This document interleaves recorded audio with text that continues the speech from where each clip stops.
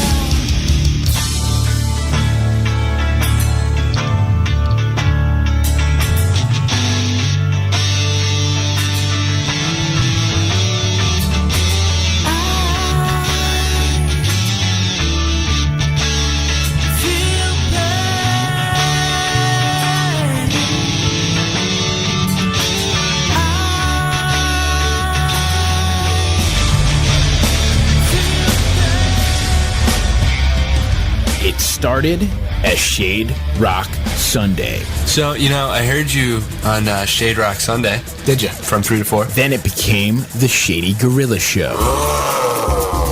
Tune in to the Shady Gorilla Show from 3 to 5 on Sundays for your independent rock and roll. Then we started up the independent music community with Indie Ignition. And that's time for Epic Radio's Indie Ignition. Badass motherfuckers with some new music. Bob on the motherfucking knob. It's him, Video Bill. Yeah, that'd be me, Video Bill. And, right away, dude, I know that we're on the Indie Ignition and all that. Yes. Then it became Indie 120.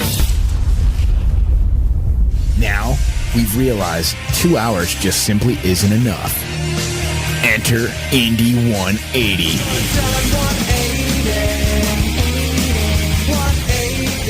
180 minutes of the best independent music that OFNR has to offer. Featuring interviews. This is Wheeler. This is Trent. And this is Brian. What was Sex Tone?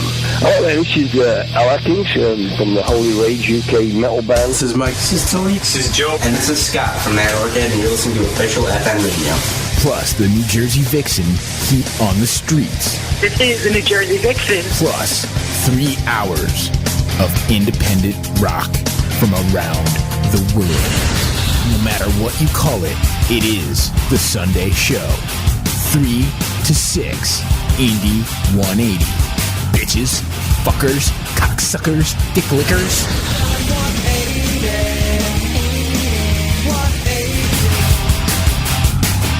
It is officialfnradio.com. My name is Bob on the motherfucking knob. In the studio with me today is the Mighty Lexicon. Weird, it's not Tuesday. It's not, but I decided to come up anyways, man. As you should, as you should. Also on the line right now, I've got Mike from Before the Fall. Mike, what's up? Can you hear us? I can hear you. Can you hear me? I can hear you just fine, dude. I'm waiting for the rest of your bandmates to call, but thanks so much for calling in and talking with us today. Yeah, man. Absolutely. Greatly appreciate it. Greatly appreciate it. So we're just waiting for the rest of these guys to get on the line. Like, what the fuck? Yeah, I'll send them a text. So anyway, but Lex, dude, it's not Tuesday. What are you doing here?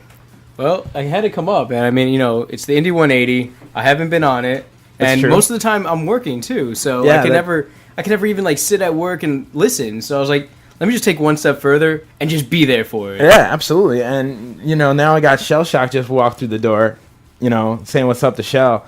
What's up, bro? It's good to see you, man. It's good to see you. In a while. I know, it's Great been a to see while. So we're just hanging out, you know. I'm waiting for Before the Fall to catch up with us. I mean, we can get started, Mike, if you want. Otherwise, if you want to wait, I mean, we can play some tunes and come back.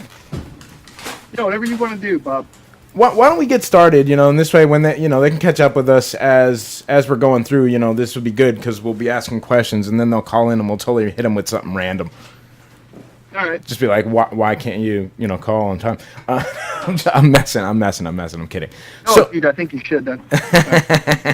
So, dude, what about? Let's start with Before the Fall. How did the name Before the Fall? How did that come up? Like, where did that come from? All right. So my cousin Jonathan is the other guitarist in the band, and we were looking for a bass player, and we found a posting over at City Music for this bass player who wanted to play like Slayer, and John and I were just laughing really hard because, I mean, Slayer. And so we called the dude, and he came over, and he was nothing like a Slayer bassist. He was like really cool. So we started jamming with him, and he had a bunch of names, and one of them was Before, and he had another one called The Fall, and we just put it together, and so nice. He basically named us. Nice. So it doesn't have any like alternate meanings or anything like that. Well, ultimately it does, but at the time it did not. Okay, so now it does. So explain it to us, please. Well, we've had some battles with alcohol, to say the least, in our band. All right. So yeah. So now it's Before We Fall. Right. Yeah. No. Definitely. And I can definitely appreciate that. I'm digging on the record, man. I appreciate you guys sending me, you know, a couple copies to listen to, and threw it in my car, and it is permanently attached to my CD player in my car. I think it's stuck in there. It's really fucking good, man. It's you know, at first when I first threw it in, I listened to it the first time through. I was like, all right, you know, this is awesome, good band, you know. And I was like, you know, because I'm looking for that thing that like stands out. You know, I'm looking for that like, where is that stuff? And then I listened to it a second time, and then I started hearing the guitar work, and I'm like, holy shit, there's some really good lead parts in here and some really good bass parts in here. And then by the third time around, you know, I've now gotten all the like the little parts and the you know, people, and I'm like, all right, cool. And now I'm starting to listen to the words, and I'm like, whoa, like that's the thing that really, like, for me, maybe because I focus a lot on, you know, on lyrics and whatnot. For me, that's when I really started realizing, like, holy crap, these songs are really well written, and you know, there's just a lot of really good things that we could say about it. What goes into the writing process itself? Well, let's start. Let's go back. I just got a text from John. He said he's called in a couple times and he keeps getting the voicemail. That's weird. But going back to the recording, we didn't realize when we were going to put out an album that it was going to cost us $10,000 or $20,000. I mean, literally, we saved every penny that we had and everyone chipped in a couple $100, and we went to press with a little under $1,500. $1,500. I'm gonna try to call him here. Let me see if I can get him on the line here real quick. All right. Didn't mean to interrupt you. Hello? Yeah, this is the official Effin' Radio. Hey, what's up? Hey, what's up, man? What's going on? What's going on? All right, so can everybody hear everybody? I can hear him. All right, good. All right, good. So we're in good shape. So one more added to the line here. What's your name? John McGee. John. Okay, fantastic. So we're talking about the record that I had received, and Mike, you were going on before I called over to John. What you were saying? Well, and the bottom line is that yeah, we're proud of the record, but we really didn't have a whole lot of time in the studio. A lot of those songs were one takes, and the more we listened to it, the more we wish we could have gone back and really changed things up. Yeah. But with that said, as a band, we've come back together now, and we're going to release maybe a 3-song EP. Right. We're going to really spend a lot of time getting the guitar licks out there the way they should be. Yeah, definitely. No, I mean, and the thing is, I mean, you know, it's not that they're not there. You just got to listen to the record a few times, which is a good thing because, like I said, you know, the first time I listened through, I'm like, all right, you know, waiting for something to just blow me away, and I'm like, you know what? Let me listen to it again. And by listening to it that second time, I started really you start looking at it almost closer and closer and closer, like a magnifying glass. You know, you got it at full zoom at first, and then you zoom in a little bit and a little bit and a little bit, and then you're like, oh no shit, there's some really kick-ass work in here. You just got to look for it, you know, and you got to listen to the record, and that's a good thing. Yeah, I'd like to hear John's opinion on it.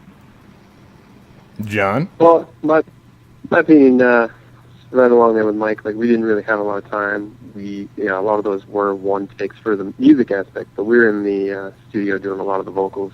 Like, that was what we mainly focused on, trying to get the vocals down and get them, you know, pretty solid throughout the whole album. But as far as the things that I hear when I listen to them over and over again were just like tones, you know, different tones, and right, and trying to get like a little bit of the mud out of there, because in some parts like it gets a little muddy. A little muddy, yeah, sure. Between all the different parts, but as far as like when I think back of how much time we actually spent working with this album, like I was pretty pleased for what we got out of what we spent and how much we had to work with, you know. Oh yeah. Too bad. No doubt. No, you guys should totally be proud of this record. I mean, it's definitely good. Is there a new record in the works? Oh yeah. Absolutely. Definitely. And so when Bob, the drummer just called Dan, and he said he's trying to call in as well. Good Lord. I didn't think this would be this difficult. I really didn't. Yeah. Well, yeah, I called in, and then it went to this listen to our options, and then we have no options at this point. I see. So I'm like, I see. all right, that's great. I maybe I have to turn that off here. Let me make sure that that's off. Yeah, it should be. It should be off. That's pretty funny. Whatever. All right, let me here. I'm gonna try to get him on the conference here now too. Okay, hang on a second. Add him to the conference here. Hey John, tell Misty to call in. Yo, you're on the air with Official Effin' Radio. Zach, what's up? What's going on? Sorry about the trouble here. What was that? So sorry about the trouble you're having with the phones. I'm not sure what the fuck's going on my side. Oh, that's all right. So, all right. So at any rate, what about musical training? Any of you guys have any actual classical training under your belts, or is it like one day you picked up a guitar, drums, whatever, and said, yeah, I'm gonna fucking do this? Well, as far as I go, like, I took guitar lessons probably back in like the 8th grade. That was like 10 years ago at least. And I only took lessons for a few months, and then just pretty much went from there. Everything I know, I learned myself from listening to my favorite songs and just working from there. Right. Bob, this is Michael. I was a music major in college, so I had a lot of training. Lots and lots of training. Yeah, I've been playing drums for about 10 years. I picked it up when I was probably around 10 or 11.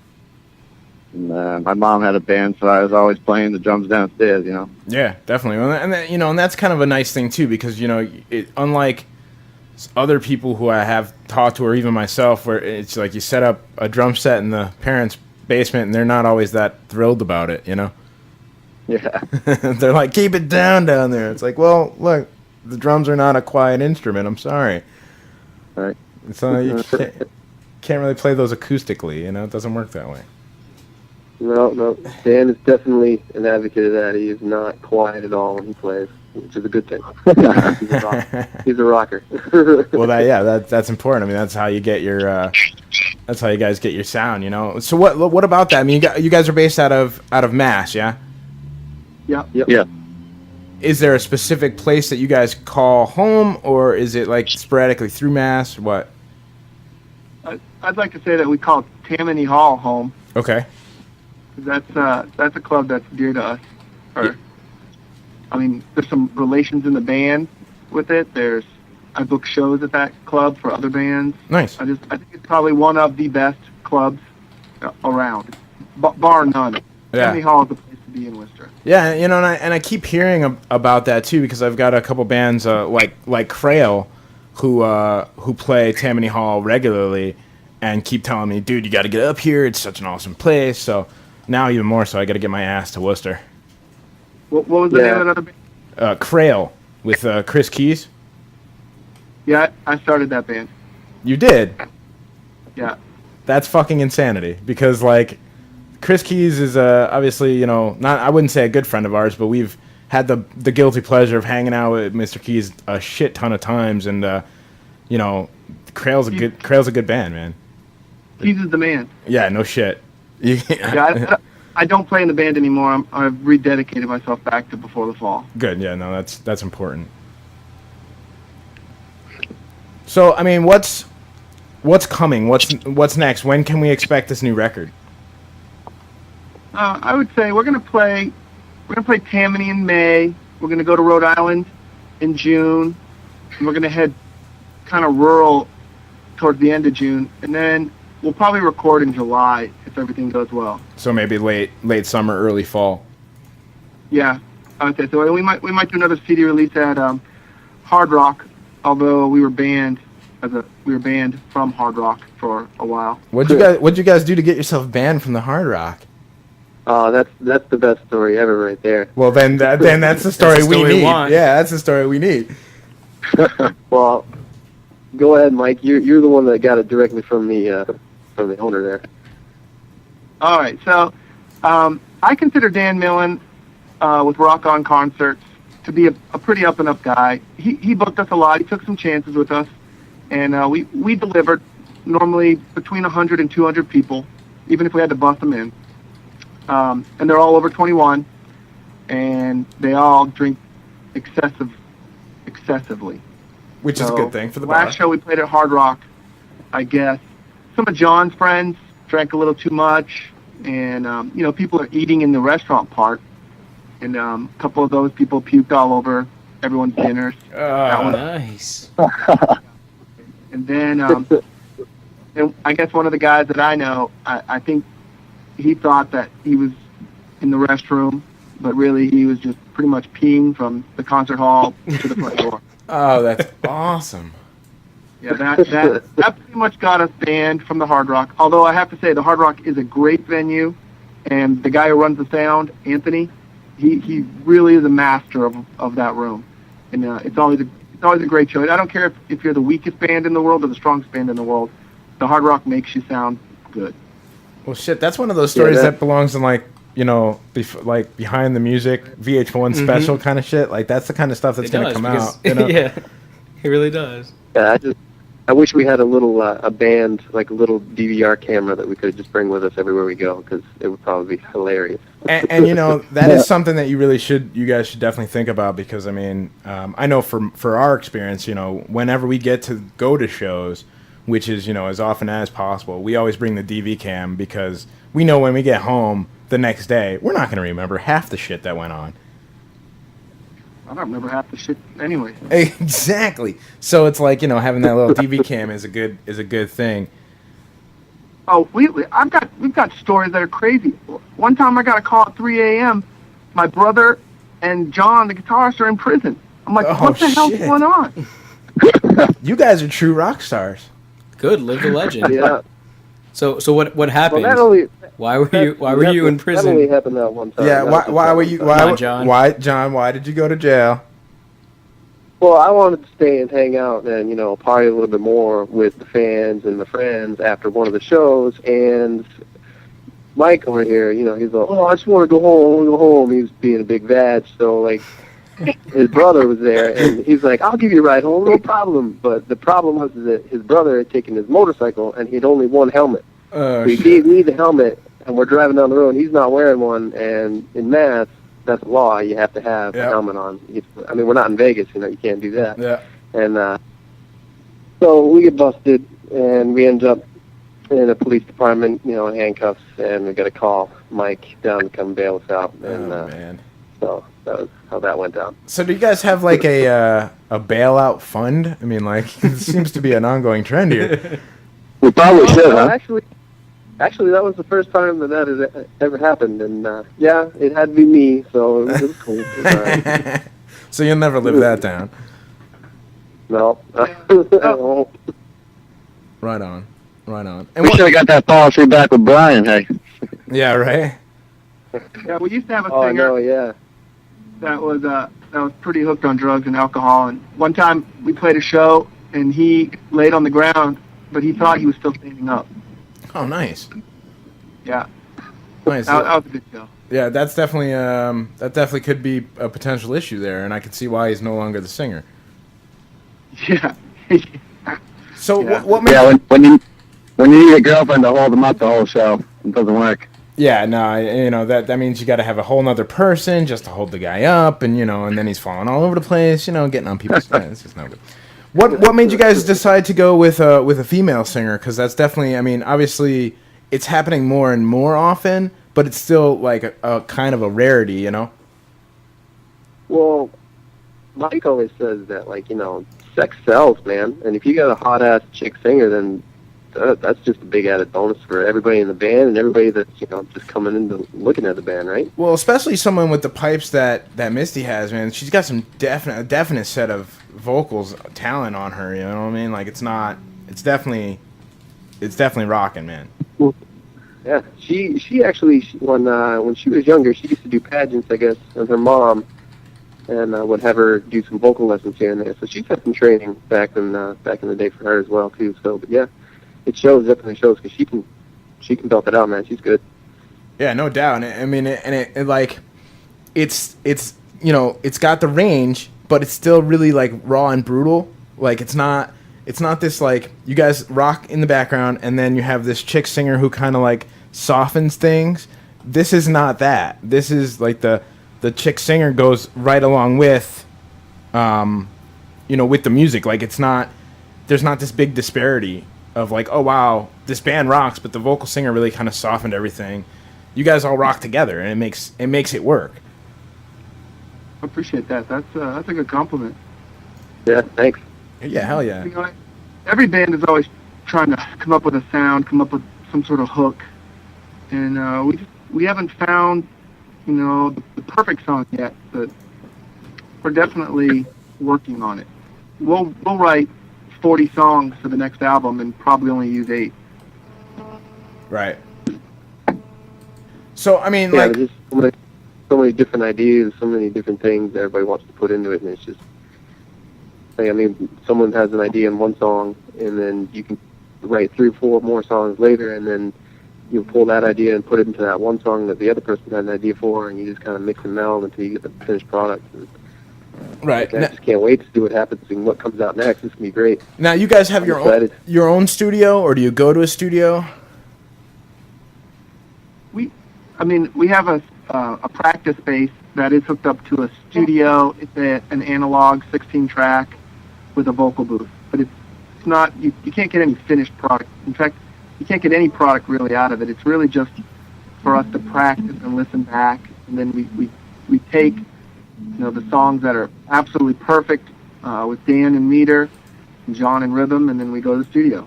Right. And so, like, where do you guys usually where did you record the last album? We did a couple places, right? We were at Wellspring Studio for the first couple songs, and then we did an overnight at a studio called Powerhouse Studios. Right on. I don't know where. I know Wellspring's out probably in Acton, right? Yeah, we're gonna probably concentrate on Wellspring. I really like the studio. The owner Eric is cool, and we have a relationship with Matt Hayes, the sound engineer, and he's pretty cool and laid back, and I like what he does with the stuff. Right. How much? I mean, if you don't mind me asking this, how much does it usually cost you guys to do? Like, how much did it cost you guys to do the last record, that full length CD? How much did that run you just in studio time? We had a budget of $1,800, and we ended up spending right around $2,500. Wow. And I think that's something that we don't talk about a hell of a lot here on the station, but maybe we should definitely focus more attention on it. It's not cheap for independent recording artists like yourselves to do this. I would agree. We've sold a good 20 to 30 CDs, so we've made at least 5 to 10% of that back. Right. But I mean, it's not like you guys are getting rich and famous off of doing this DIY style. You know what I mean? And that's something that like people need to realize. And of course, something I've always said: if you go out to an independent show, if you go to see a band like yourselves, bring a couple extra dollars to try to buy some merch, because that's how you guys are able to go to the next show or make the next record, and that's really important. That is exactly right. And exactly, because we're part musicians and we're part fundraisers. But I would say our merch is pretty good. The shirts that we sell are pretty cool. I mean, we all voted on designs and stuff, and people seem to like them. We sell a lot of shirts. Yeah, I see you guys also have coffee mugs, too.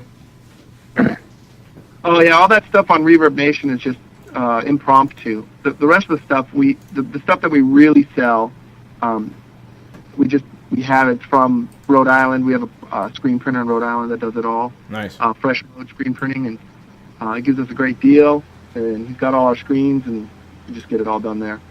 Now, where can our listeners find your record? Is it on like iTunes, of course, and like everywhere? I mean, where can they go to buy your stuff? Well, it's on iTunes. It's on Amazon. It's on Reverb Nation is the easiest way to get it. Most definitely. They can come to any show. It's always for sale. And sometimes if we're doing a big show, we give it away. Yeah, sure. Speaking of shows, you guys had said that sometime in May you're playing Tammany Hall. What's the actual date of that show? May 15th is the actual date. And what is that, Saturday or Friday? It's a Saturday night. Nice. I may have to take a trip from Connecticut to Worcester, because I need to see you guys play live. Because obviously, as most bands, a CD is only as good as a CD is going to be. It's always going to see a band live that makes it a hell of a lot more entertaining. You get to see the actual, the presence of the people in the band, and that makes a big, huge difference. Yeah, I would say Tammany would be a good show. We're anticipating between 150 and 200 people. Nice. Somebody's in a wind tunnel.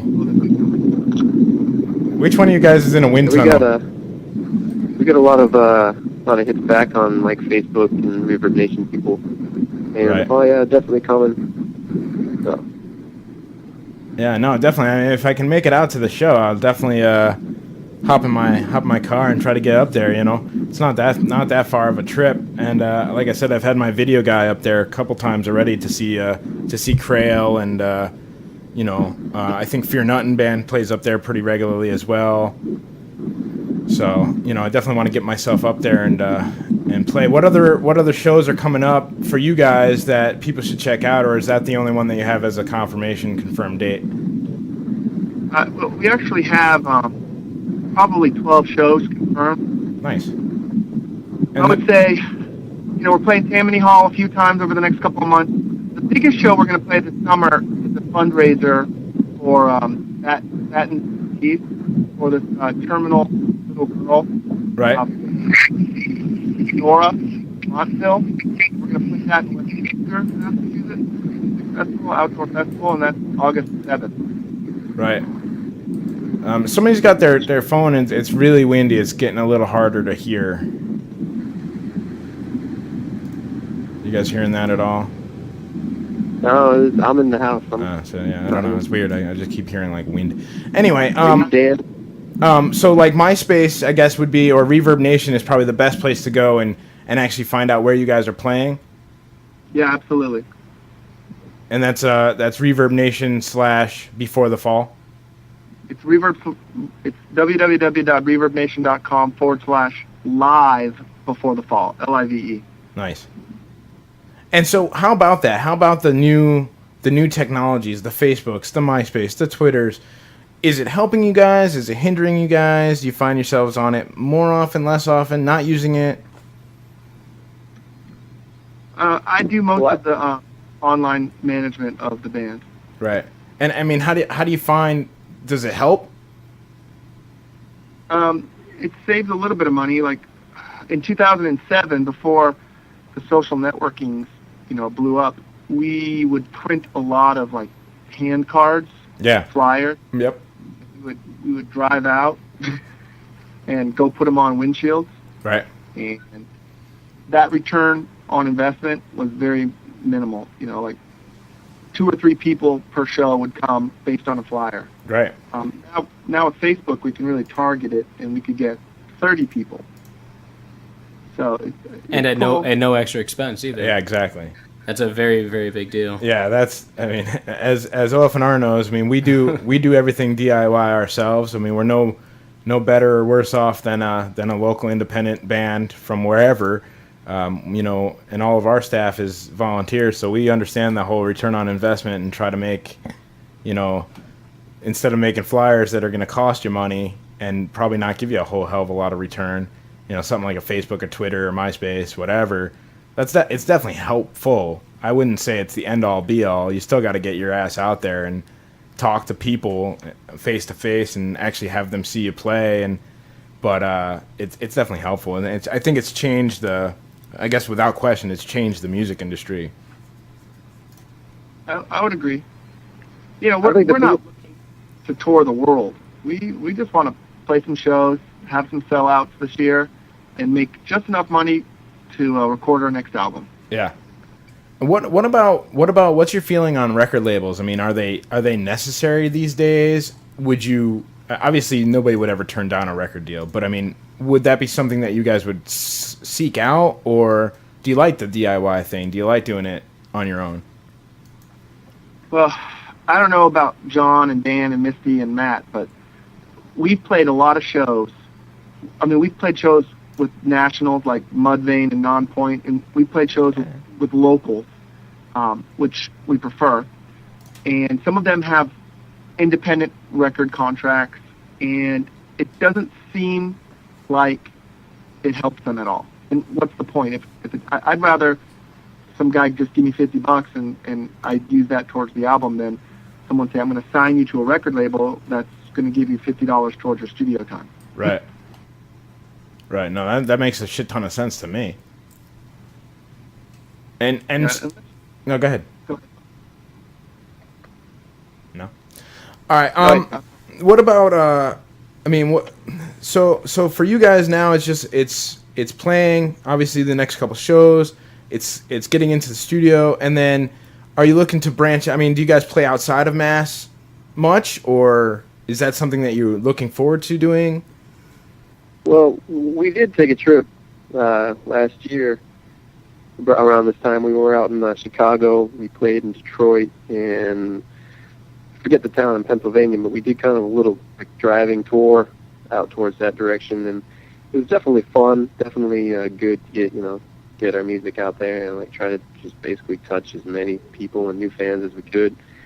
But I mean, it was at the same time it was costly. It cost us some money to do that, and then there's always the the gear. You know, you got to make sure that it doesn't get stolen or damaged on the trip. So we learned a lot from that experience. It was definitely fun. It was awesome. We all bonded really good, had a great time, and I mean, I'd do it again. That was awesome. I had a great time, but I mean, right now, like, I think we should need to focus on like building up like stuff that we can take with us on the tour, like, you know, saving up more money, like maybe getting a bigger van so we're not all cramped into the one that we were before, and just like maybe planning it a little better, doing some more promotions in areas where we're going to, because I know we didn't have as many fans there as we would have liked. The draw wasn't as good, but it was definitely a learning experience, and I'm all for it again. That was awesome. So. Oh yeah. What about playing like Connecticut? Any chance of that happening? Yeah, Bob, we'll play anywhere. I mean, we played the Webster.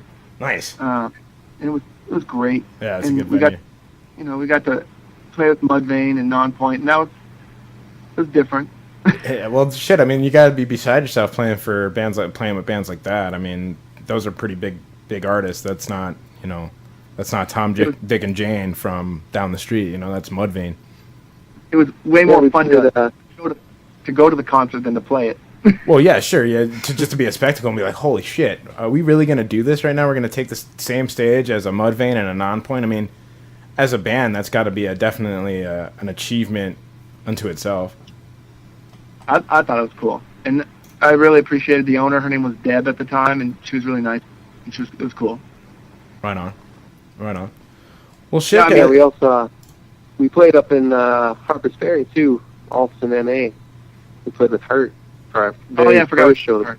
Yeah, played with Hurt, and that was a great show too. It was my first show I'd ever played on stage, so I was nervous as all hell. So I pretty much just drank the whole time, which is going to make things much better. And then I was hiding in the corner while I was playing a little statue over there. So that was a great experience. It was awesome. What about the lyrics? I mean, is it done by one person, or is it a combination of everybody, or whose experiences are those? All right, so the lyrics get written. This is the way in Before the Fall it works. John or myself will write a basis for the song. Well, we tend to bring it to Dan, who then starts working on his beats for it. Then we'll bring it to Matt, and he'll work on some bass parts. Throughout that whole process, we'll change things back and forth until basically karaoke for the singer. Gotcha. Then either John or myself will write the initial lyrics and melodies, and then Misty will take them home, and she'll put her 2 cents in, and then she'll come back, and we'll work on it in the studio. Just, we'll have our basic recording, and she'll be in the vocal booth just busting out her melodies until she gets them exactly the way she wants them. And then the song's ready. Right. And we start practicing it. Right, as an actual entire band. That's actually an awesome way to do it. I don't hear that often. I usually hear it the other way. We write the lyrics and then the music around it. But that's a really good way to do it, because I mean, it's like you said, it's like karaoke for the singer. It probably makes the singer's job a hell of a lot easier. It's the only way we can record. Our singer does not sing off the cuff. Right. So yeah, we no matter what, that's the way we have to do it. Right on. So it's really a collective effort. So like a song like With You, I mean, how did something like that come out? I mean, like, Living With You is Hell. That's crazy, the good lyrics, I mean, like, and we've all been there where it's like, God damn. But like, how does that, where does that come from? Is it just okay, we're going to write about this particular thing, or does it just happen? Well, at the time that we wrote the first album, Misty was in a different place. She was married to a guy, and according to her, it was not a great marriage. Sure. And I really fed off of that. Nice, okay. I think we all fed off of that, and that's how we got the Slow Descent, is that it was just not a good time for her. And now our lyrics, or what we're writing, are a little bit different because she's in a better place. Sure. And so, I mean, is it going to be, what can we expect when this new record does finally come out? Is it going to be more of the same, or more rock, more crunch, more what? I would say we're going to lean more towards a unique guitar-driven riff rock type sound, and it'll be a lot more about things that are going on or prevalent in our lives. We still have some issues with alcohol. Sure. And we're going to sing about that. Yeah. And I think we have, some depression and some oppressed feelings that need to come out. Sure, and so this is the therapeutic way of doing that. Yeah. For me, I don't know for John. John, is it for you?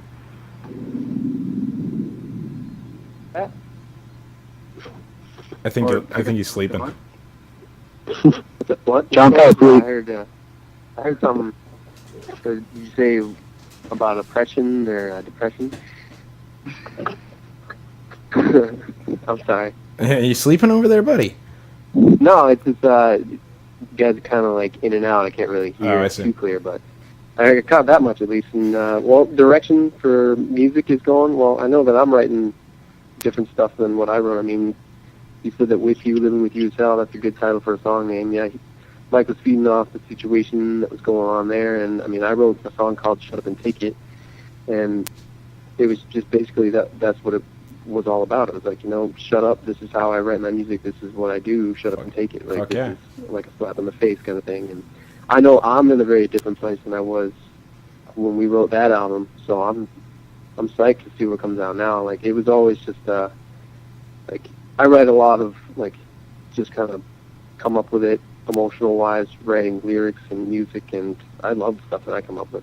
I'm listening to it now, and I'm like, wow, I can't believe I wrote that stuff. That's awesome. Yeah, no doubt. And I get to actually play it. I get to play it for people and see what they think, and most people just love it. They're like, wow, that was awesome. Yeah. Play that song again.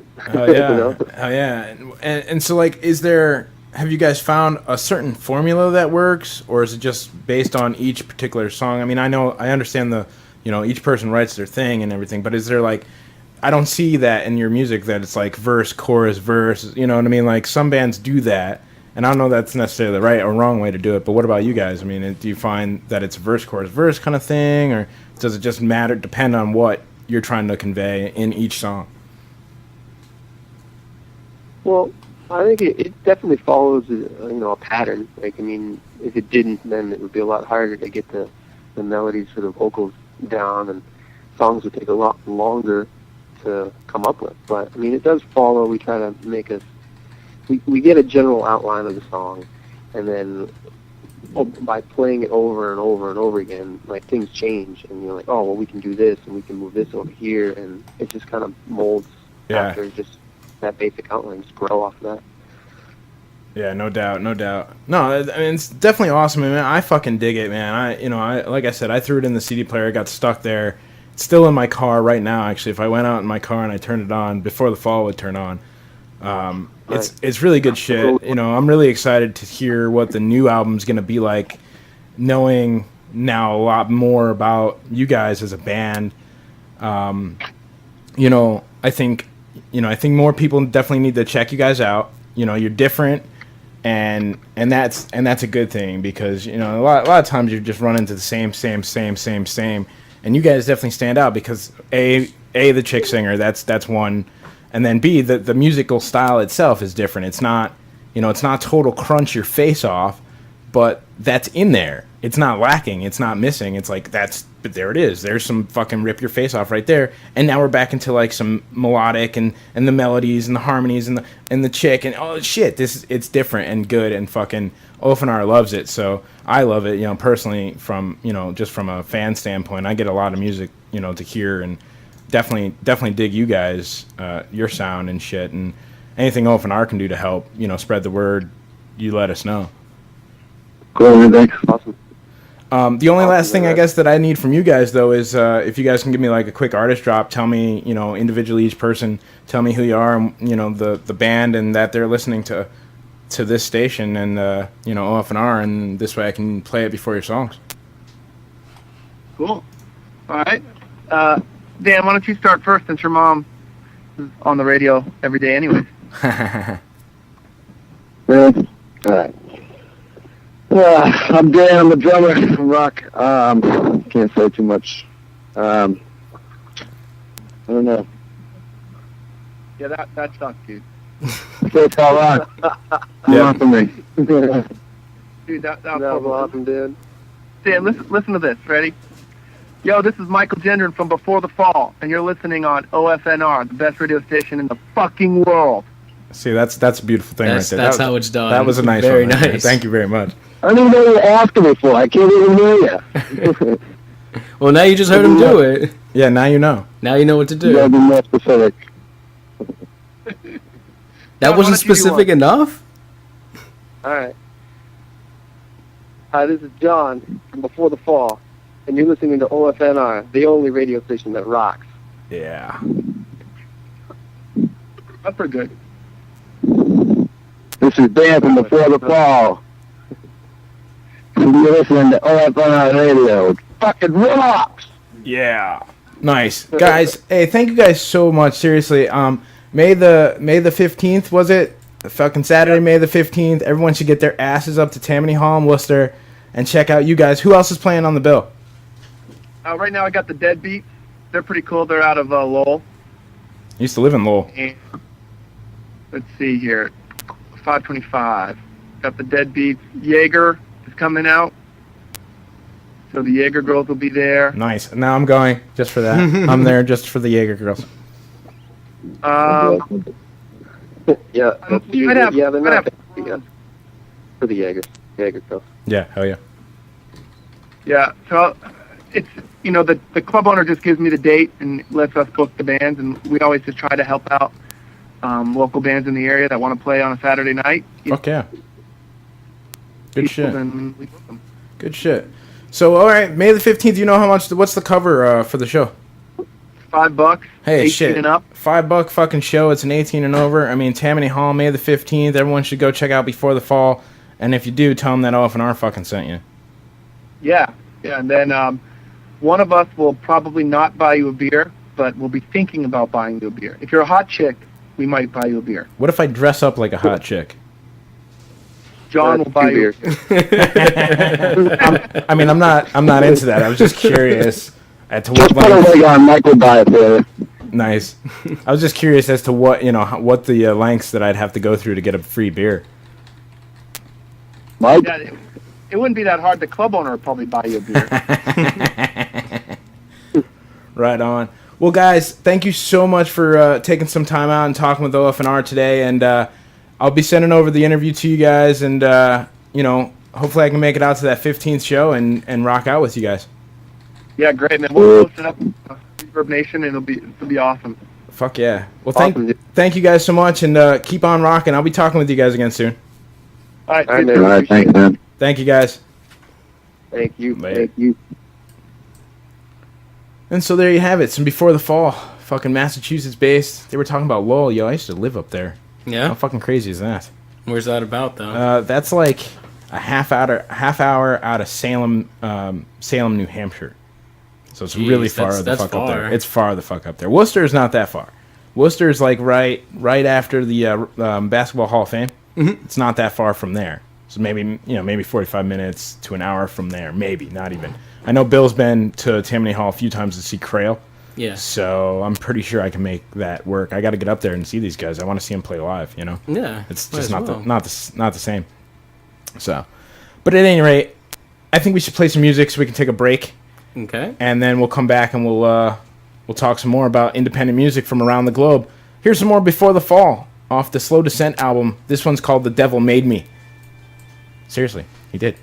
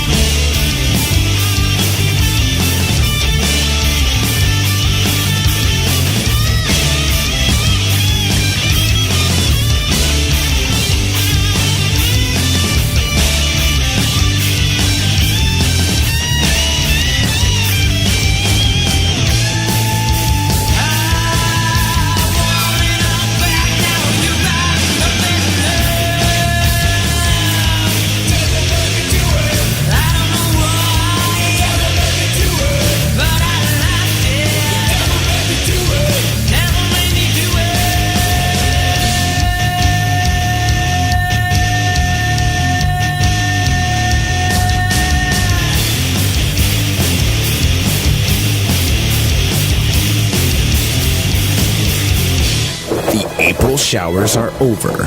The Mayflowers are here. The Mayflower is what brought the Pilgrims to America. America is the land of rock. 3 bands, 1 choice. It's May, Artist of the Month, featuring Discipline X from Finland.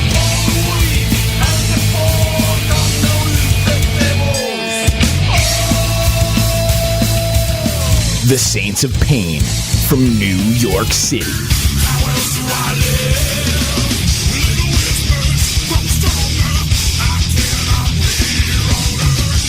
And introducing up-and-coming artist Tanadra from New Jersey.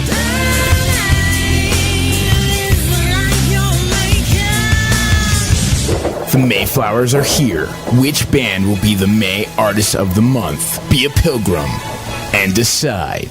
Pilgrim.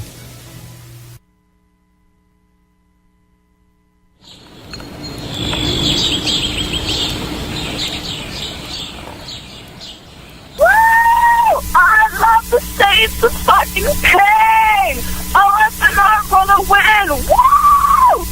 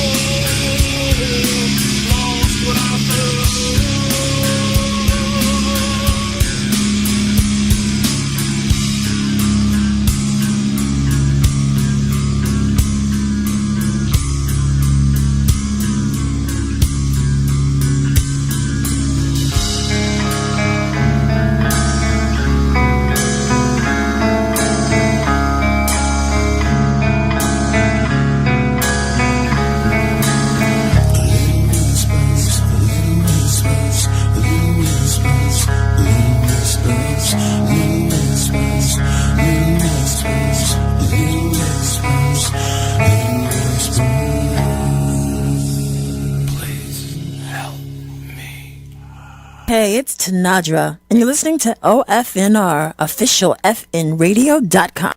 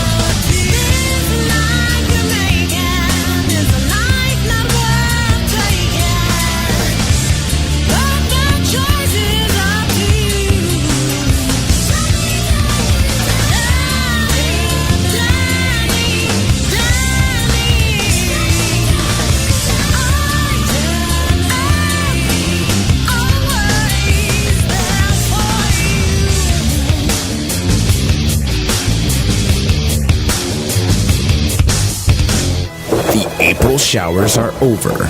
The Mayflowers are here. The Mayflower is what brought the Pilgrims to America. America is the land of rock. 3 bands, 1 choice. It's May, Artist of the Month, featuring Discipline X from Finland.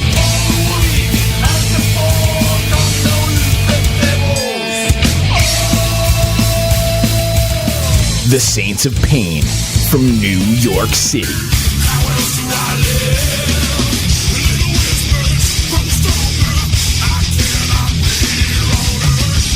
And introducing up-and-coming artist Tanadra from New Jersey.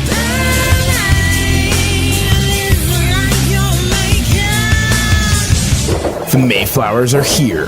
Which band will be the May Artist of the Month? Be a pilgrim and decide. Pilgrim.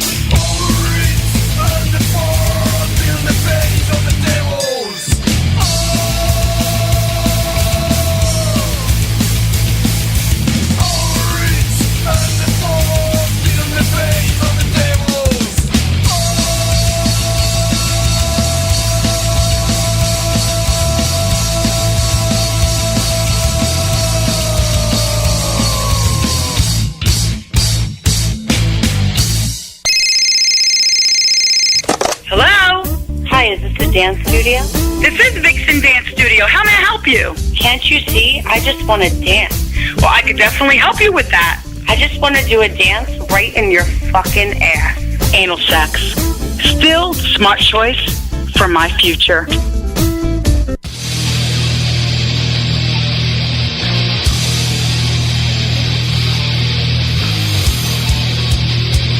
Rock Talk.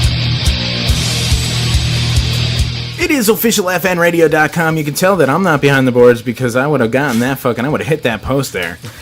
Lex is behind the boards and he'll do fine, so don't you worry.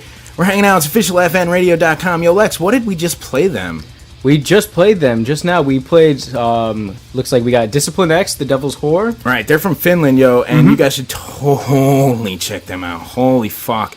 One of the Artists of the Month nominated here, May. Artist of the Month. The voting ends June the 1st, so get your votes in. And, I can't even tell what the votes are because no one's voted on this computer. And so I can't even tell you what the results are currently. So I'll keep it locked. I'll get the information for you. Okay. We also played Tadadra. Danny? Yeah, dude. New Jersey's fucking own Tadadra. Brand new breaking artist, dude. She's got videos coming up. You can go to her MySpace page. Dude, we are getting so many motherfucking e-quests for this fucking chick, dude. Yeah. Like, so many people are just banging the e-quest to me constantly. Bob, please play more Tadadra. Okay, we're getting a call. Caller, you're on the air with Official FN Radio. Hi, this is Mo on the mic. What's going on, guys? Hey, what's going on, Mo? Mo? Mike, what's going on? Not too much. I was wondering why Bob on the motherfucking nap stole my co-host. Well, your co-host wants to learn how to run boards, and I figured there's no better way than to throw him on the boards, at least on the indie show. Give him a fucking give him a chance to learn. And this way, by the time he comes back to your show, he'll be totally skilled and ready, so that your show is amazing.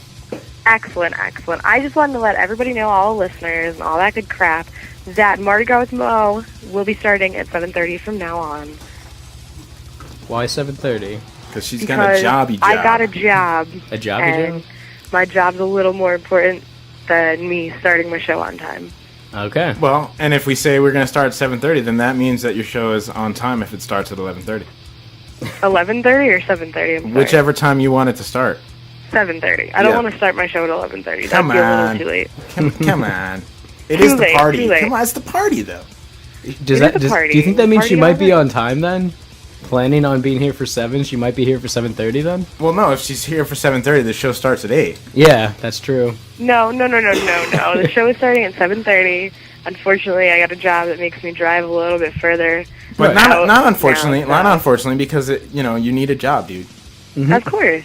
So good for you. Good. Congratulations, Mo and Mike, for getting a day job. Because we all know here at OFNR, we don't get paid to do this shit. That's right. It's very, very expensive after a little while. All the drinking and partying is a little expensive. And traveling to shows and whatnot. Oh, absolutely. Well, that's what I mostly mean is us going to shows, every freaking day when we go to a show and it's $5, it adds up a little bit. $5? $5 every day adds up a little bit. I guess it will add up after a good amount of time. Well, congrats to Lex for learning the board. Thank you. Sorry for accusing Bob of the fucking nab for stealing my co-host. Trust me, the Indy 180 was doing just fine with just Bob on the knob. I just wanted. Where's Vixen today? Vixen is calling. She's fixing to call in, but you called in her stead. You called in before her, and she's listening. She's paying attention. She's gonna call in when you're done. So are you done? Excellent. Well, excellent. I was worried. I got a little nervous. I turned on the radio. I expected to hear Vixen. I got nervous. What can I say? Well, shit. Well, I can say keep it locked and go vote for the Artist of the Month. Yeah, and seriously. I will see you guys on Tuesday. Thank you. Sounds good. We'll see you then. Bye-bye. Bye, Mo. It is officialfnradio.com. Indy 180, not Indy 120. Indy 180. I said that earlier. You did. Dude, too many name changes on this goddamn show. Yeah. But it is the Indy 180. We've got so many new bands and new music to fucking hit up. Dude, I got a new band by the name of Bushwhack that I want to play for you guys in a little while. But first, we got to talk to the New Jersey Vixen. That we do. Vixen. Done. Gee, how did we know it was you? I'm listening. I'm working behind the scenes. You know, I'm in the hidden studio in New Jersey. Fuck yeah, that's right. Rocking and rolling. Head of our street team, the New Jersey Vixen. That's right. And my future ex-wife, apparently, too. Yeah. Oh, isn't that sweet? Hi, Lexi. How are you, dear? With my ring, baby. Well, we still haven't met up yet. Well, you know we will I soon. think you need to get another job so you can support my ass. I did get another job, and I actually started that on Tuesday also. Well, you know, not for nothing, but like my Harley, my van, my car, my house. If we get married, prenup, babe. I ain't getting fucking screwed. Well, yo, first of all, if you marry Lex, you ain't getting screwed anyway. Oh. But that's besides the point. On so many levels.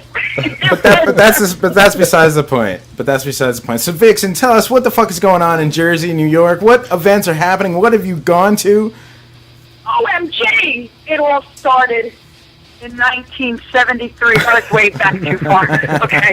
This past Tuesday, one of my favorite venues, being back, Clifton, New Jersey. What's up, Freddie? Yeah, sponsors of Tuesday OFNR. we had a listening party for the brand new CD for Drowning Pool. And I think I told you that some months ago, the band Drowning Pool, they were here in New Jersey recording their new CD. And the lead singer, Brian McComb, looking for a place to chill, just came and wandered on into Dingbats.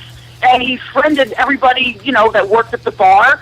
And we were spending a lot of time together. When he wasn't recording, he was hanging out with Sue, the bartender, and Freddie, and myself, and a whole bunch of us. And we'd go to all different places, have a couple drinks, took him to some different acoustic places, like the Great Notch Inn, where you can hear John Monica, who's another artist. I'm going to submit you some of his tunes, because the guy is the shit.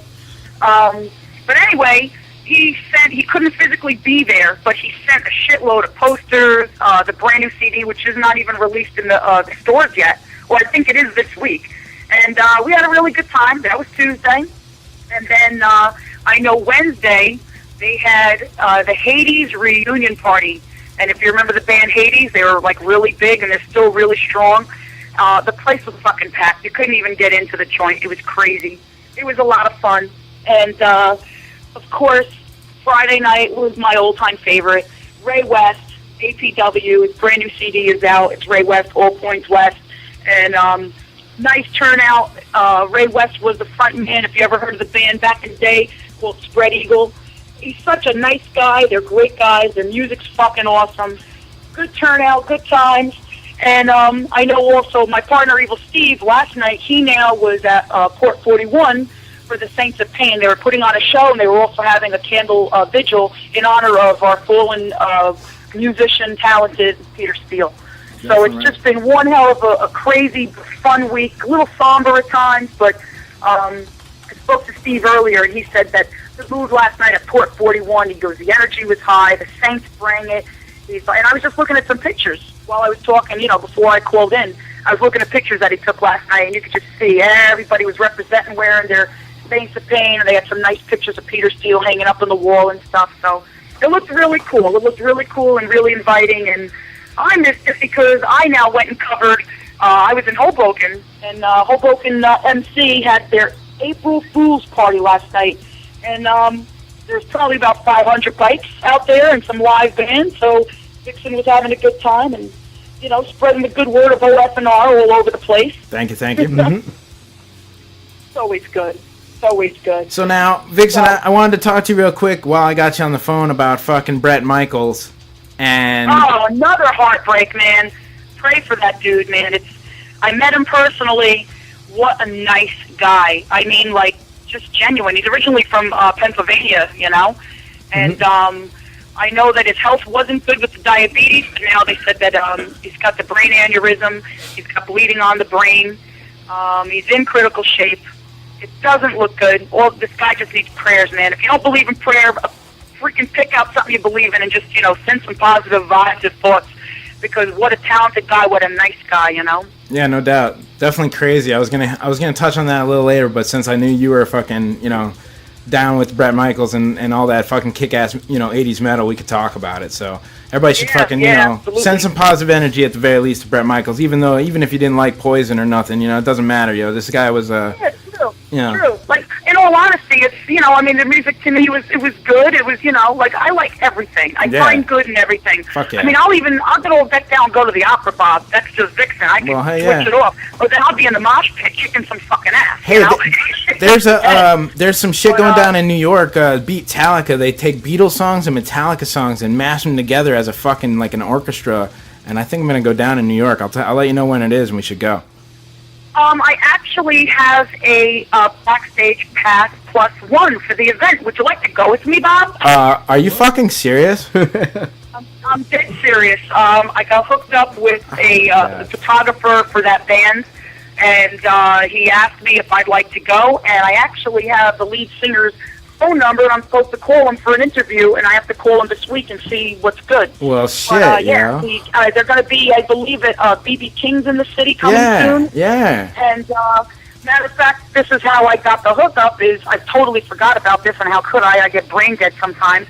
Wednesday night, I was asked to be a guest because, as you know, I'm also a photographer.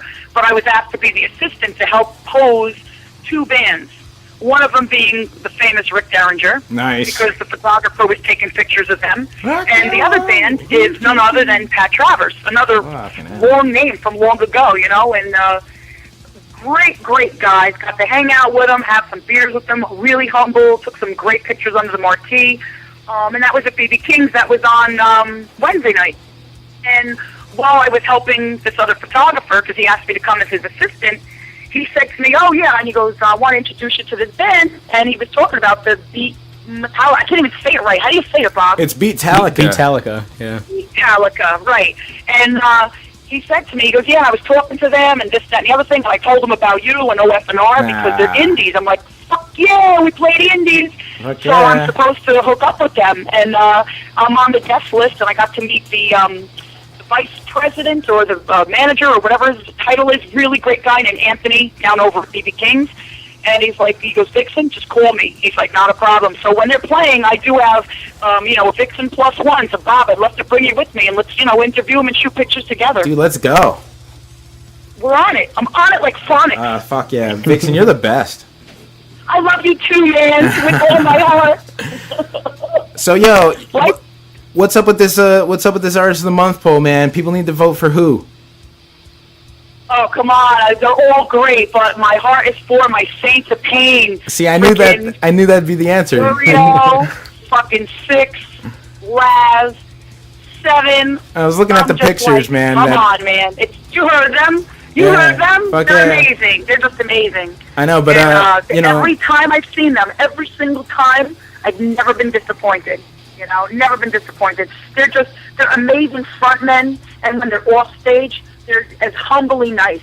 Every single one of them. You could sit down, talk with them, chill. You could talk about anything. I mean, I've already sat down and talked about food recipes with priests. They're just great guys, and they're humble. And you hear me say that word a lot, especially on OFNR. I always say how humble somebody is, because I'm all about just being so peaceful and humble, and then rocking out, having a good time, and drama-free. That's me. I love that. Fuck yeah. So, but yeah, I love all the bands that are up for Artist of the Month. I already placed my vote, and yes, I did vote for my Saints of Pain, because who did you hear about the Saints of Pain from? Hello. Yeah, none other no than. doubt. Now, keep it locked, because on the 16th of May, I'm talking with Tanadra, so that's going to be awesome. And next week, we got that band, Vagina. Or Vagina. Did you say my vagina? Yeah, exactly. So we're going to ask them what the fuck is up with the band name, because I can't seem to get it right. It just cracks me up and makes me think that a bunch of guys, one drunken night, I don't know if this is, I'm totally making this up, but this is my theory, and I would like to know if my theory has any partial truth to it.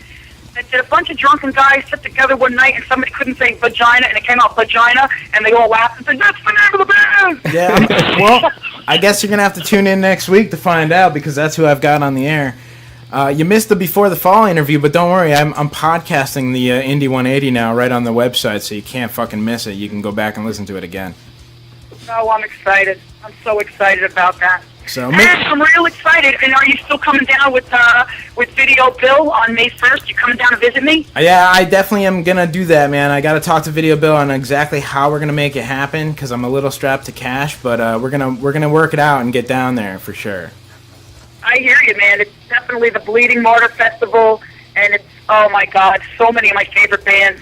But it's Voodoo Tribe is kicking it off. This is their first show for their tour, and I believe they're doing like anywhere from 15 to 20 shows. I was talking with their road manager on Friday. He happened to pop in and see me at the Ray West show, and I was talking with JB, that's the road manager, and that's kicking off their tour.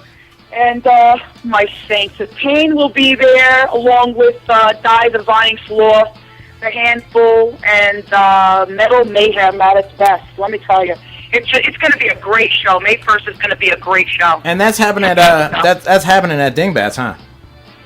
That's Dingbats, baby. That's right, at Van Allen Avenue, Clifton, New Jersey. Yeah, that's a sponsored OFNR location, man. You can go there and check out that these guys are they support us, OFNR. I love it. Yeah, and your posters are all over, man. We're in Dingbats. Our posters are in Dingbats, and across the street, Freddie also owns Dingo's, which is Dingo's Bar and Grill, and it's not even any less lower key by all means. Just no live bands are there, but they got a killer jukebox with freaking Sabbath, Metallica, freaking you name it, everything heavy. There's even Frank Sinatra in there, so on some drunken nights you hear that too. Then there's pool tables in the back, and there's some food, and that's a really cool place. Last night, I have to tell you, after Hoboken MC, I popped over at Dingo's, and the place was packed, and somebody put some kind of crazy beat was on, and these two hot chicks got up on the bar, dancing and stripping. Nice. Only at Dingo's, Clifton, New Jersey. You gotta fucking check it out. Tell them that New Jersey Vixen sent you. But it was great, and yes, I tipped the girls because they look good. Nice. And last but not least, of course, if you're hungry, you can go down to Midtown Grill and get yourself some gyros and fucking food and yumminess. Oh, of course. When you come May 1st, make sure you guys come early enough. We'll definitely stop in there, say hello, and oh my God, you have to have a gyro. And the Greek guy that owns the place, the two guys are fucking nice as hell. They said to me the correct pronunciation is gyro. So you're telling you have a gyro, man, with the French fries. Nice. It's awesome. It's awesome. It's all good. We got so much good shit going on. It's like not even funny. No doubt. Of course, remember the 12th of June is fucking Rock Against Dystrophy. That is going to be monstrous. I want to make that for sure. Everyone's got to come out. I mean, to the Trash Bar. I know it's in Brooklyn, and fucking it's only $10. That money's gonna go to muscular dystrophy. Odd Zeros on the bill. Thinning the Herds on the bill. Fucking God's Green Earth. Ashes Within. There's a lot of really good bands that are playing that night. That's a nice lineup, man.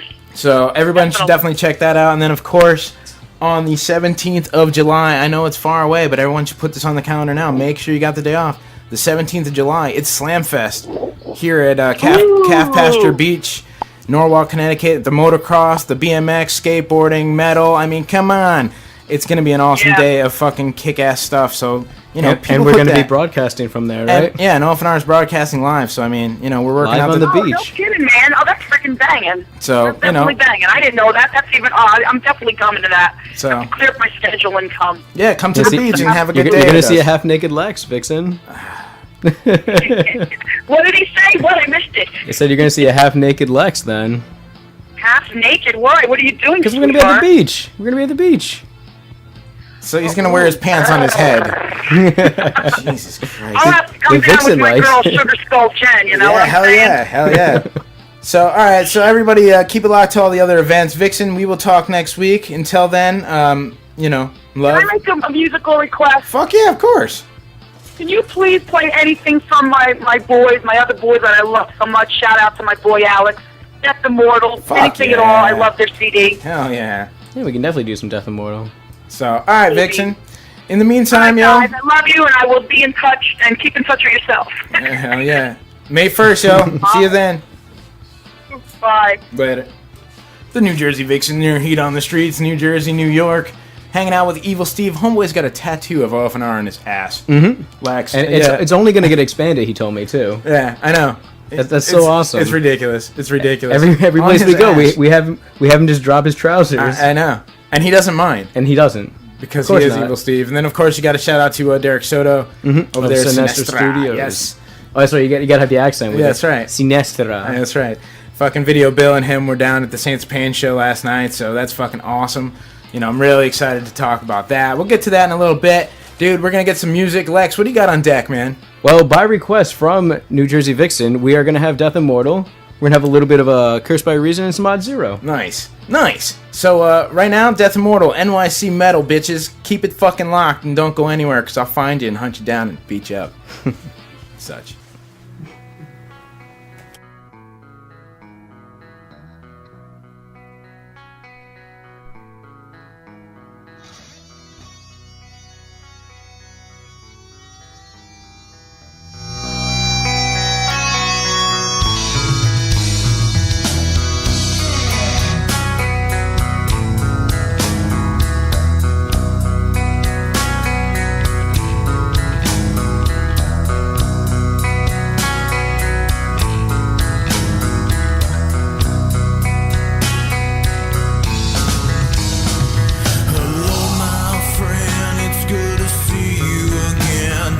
Promised you and mama I'd be back again. Didn't think that you would ever die. The air stopped working and I don't know why. The phone kept ringing that dark sunny day. It's holding my heart and trying to keep me away.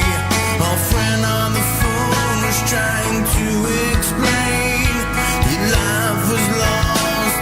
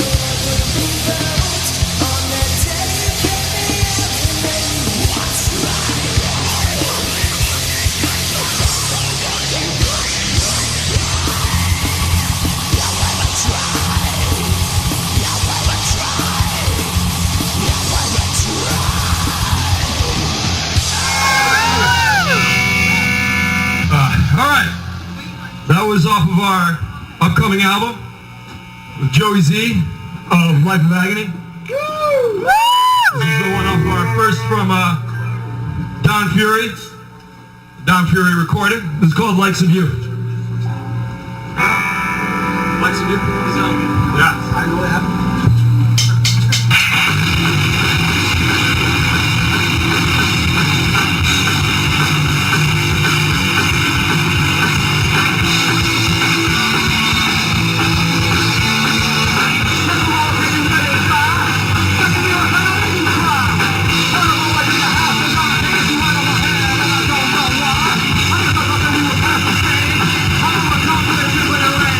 I can't believe it,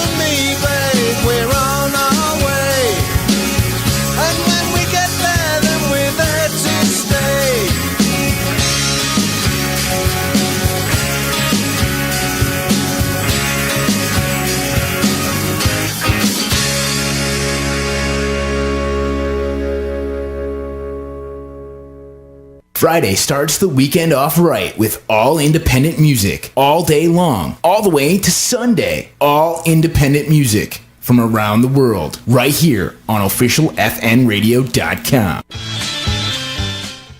It is officialfnradio.com. My name is Bob on the motherfucking knob, and it is Indie 180. That is right. All independent weekend. All independent weekend. Not some independent weekend, not every other fucking song independent weekend. No, all indie weekend. Like what we played. What did we play, Lex?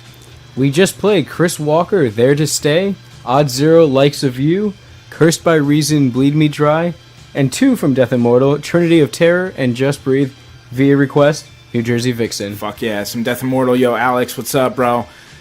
All those guys down in the NYC. May 1st, yo, I cannot wait for the fucking Saints of Pain Voodoo Terror Tribe show. Holy fuck. Dude, it's gonna be so epic. So insane. So insanely epic. Like, I don't even know how to describe it, dude.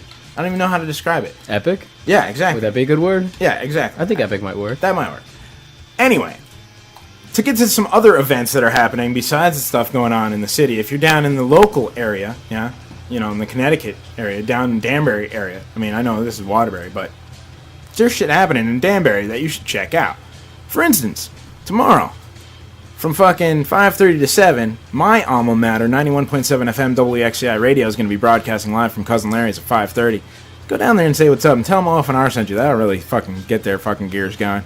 Another radio station telling them to go see them. I mean, like that, huh? Doesn't happen very often. Not April often, 28th, Arms and Legs, Zucchini Drive, and Madam Psychosis all hanging out. Danbury, it's an early show, starts at 8:30. April 28th, Arms and Legs is a huge fucking following for this Arms and Legs band. So if you're fucking out of the scene and not like down, dude, and you're like trying to get in and figure out like who's good to see, go see Arms and Legs. April 29th, it is St. Bernadette, one of my favorite fucking Connecticut bands. So good, dude, so good. The Art of Shooting and Caw from Illinois, all at 9 p.m. That's right, I did the fucking voice thing. April 30th, it's TikTok in Rhode Island, and John Bordur from New York City, all hanging out at Cousin Larry's, 9 p.m. Check out more at myspace.com/Sabrosa Party. Check out all the fucking kick-ass events hanging out down in the Danbury fucking scene, and make sure to see local bands down there and buy merch and, you know, hang out, get a drink, get your drink on, and such. And such. And such. You got any events that you want to tell us about, Lex? Anything yeah. you want to promote there? Yeah, actually, there is one. I had talked about it on Tuesday, but of course I'll bring it up again. Saturday, May 22nd in Waterbury, so very Right close, here, yeah. very close in the area here.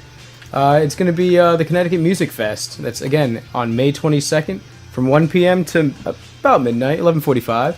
That's going to be at One Swift Place. We're going to have Forsaken the Sky, Spit Your Game, Forever in Her Dreams, For Never Yours, He War. For Never Yours has got a good following, too. Yeah, so I've heard. We also got Light in May and The Breathing Process.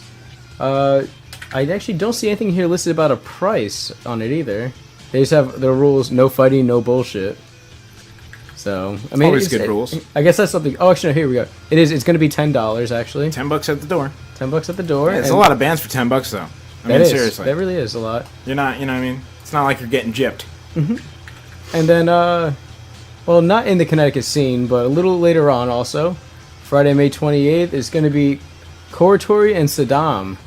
That's going to be at the Gramercy? Yep. Gramercy, that's right? The Gramercy Theater in New York. And that's, again, May 28th, Friday, from 7 to 11:30. Saddam, Rumpelstiltskin Grinder, and Coratory. Nice. Live, Coratory. Friday, May 28th. Coratory, good fucking band. Another place you can see them, April 30th, with Eyes of the Dead, from a New Haven band. And that's going to be at East Neck Road, Babylon, New York. Fucking, yeah, the 30th at 8 p.m. So check that shit out. That's a really good fucking band, Coratory. And then Eyes of the Dead, come on. A little bit more expensive than normal shows, though. Tickets are reduced for $20, is what it says here. Yeah. So, I mean, obviously it was a lot more at one point, and people were paying for it. So now you're dropping down only $20. You know, since there's all these shows going on the 30th, here's another one, Archdemon Choir at the Sherman Theater in PA. So if you're in the PA area, fucking go and check that out, the Sherman Theater. Archdemon Choir. Good fucking band. Good shit. OFNR played, of course. Mm-hmm.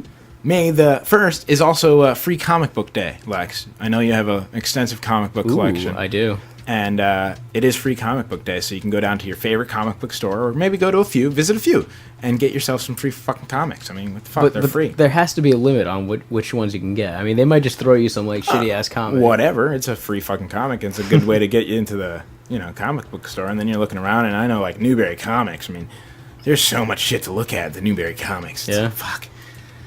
Some other shows happening in May. Borgo fucking Pass. Friday, May 7th at the Vibe Lounge. Saturday, May 8th, Blastoma returns to Tuxedo Junction in Danbury. They're playing with, again, Eyes of the Dead and some other fucking kick-ass bands. Before the Fall, Saturday, May 15th. Yeah, remember? See? Just gonna pull that back. That's 9:20. Tammany Hall, Before the Fall. See? Rhymes. I like that. Fuck. Of course, May the 16th, The Curse of Her Flesh. Live. Dude, it's gonna be so epic. And rumor has it that they're going to have merch on hand. It's just a rumor. I don't know where it started from. It's weird. Then, of course, Death Immortal, May 21st at 8 p.m. at Emergence Festival, where they can try to possibly get on the Vans Warp Tour. And that is fucking epic. So, you got to get down to that. I've got no more events. Give me music. Okay. We have music. What do we have? We're going to play a little bit of Eyes of the Dead. Nice. And Jed. Eyes of the Dead. Very heavy. So, turn it up. Okay, right here. Official FNR.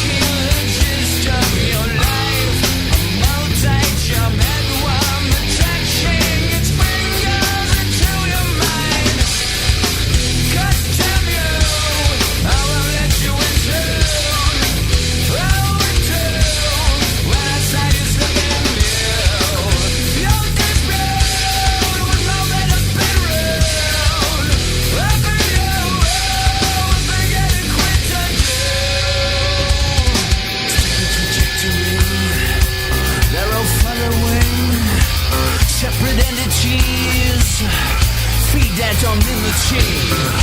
Mental vasectomy. Let them market change. Vesting interest. Winter makes it stupidity. Stupid trajectory. They're all following. Separate energies. Free death on imaging. Mental vasectomy. Let them marketing. Vesting interest in a mainstream stupidity. Stupid trajectory. They're all following. Separate entities. Free death on imaging. Hail to the queen, my key. Pompous bitch. Elegant high-class society. Parading about in the carriage. Dismissing those of us nearly average. Until on a cushion as she sits. From the scowling face, malevolence emits. Pushing that fucking button at me. Pushing that fucking button at me. Pushing that fucking button at me. Pushing my fucking buttons. God damn you. How I let you intrude. Oh, intrude. When I saw you slipping through. You're just now with my little bit rude. Up in you. I forget it quit I do. Stupid trajectory. They're all following. Separate energies. Free dead on imaging. Mental vasectomy. Let them marketing. Vesting interest. Rental waste stupidity. Stupid trajectory. They're all following. Separate entities. Free dead on imaging. Mental vasectomy. Let them marketing. Vesting interest in amazing stupidity. Stupid trajectory. They're all following. Separate entities. Free dead on imaging. Mental vasectomy. Let them marketing. Vesting interest in amazing stupidity.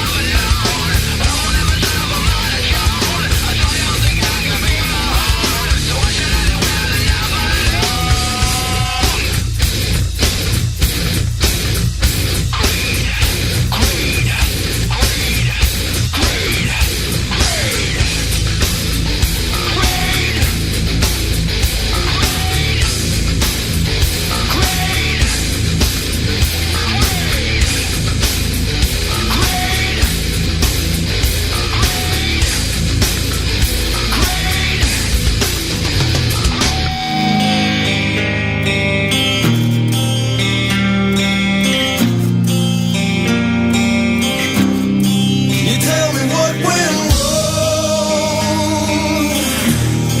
You tell me what you need. You tell me what went wrong. You tell me what you. You tell me what you.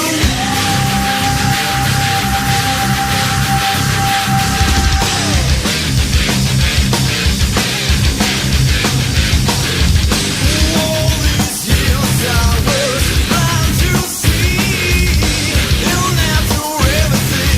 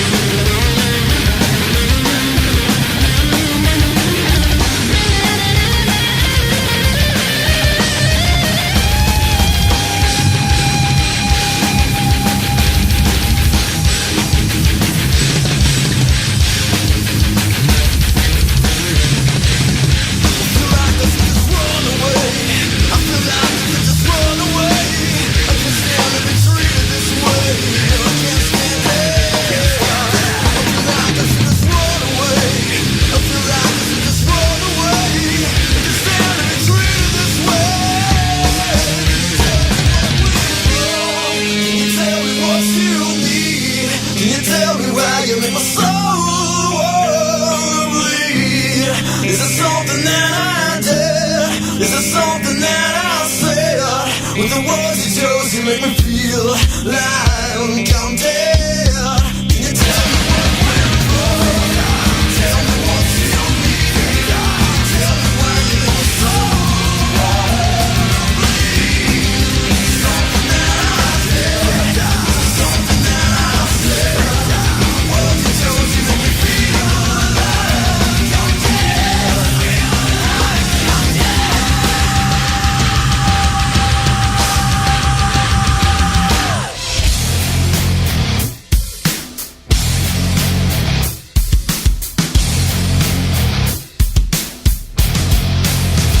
And I got to run, keep from hiding, and I'm bound to keep on riding.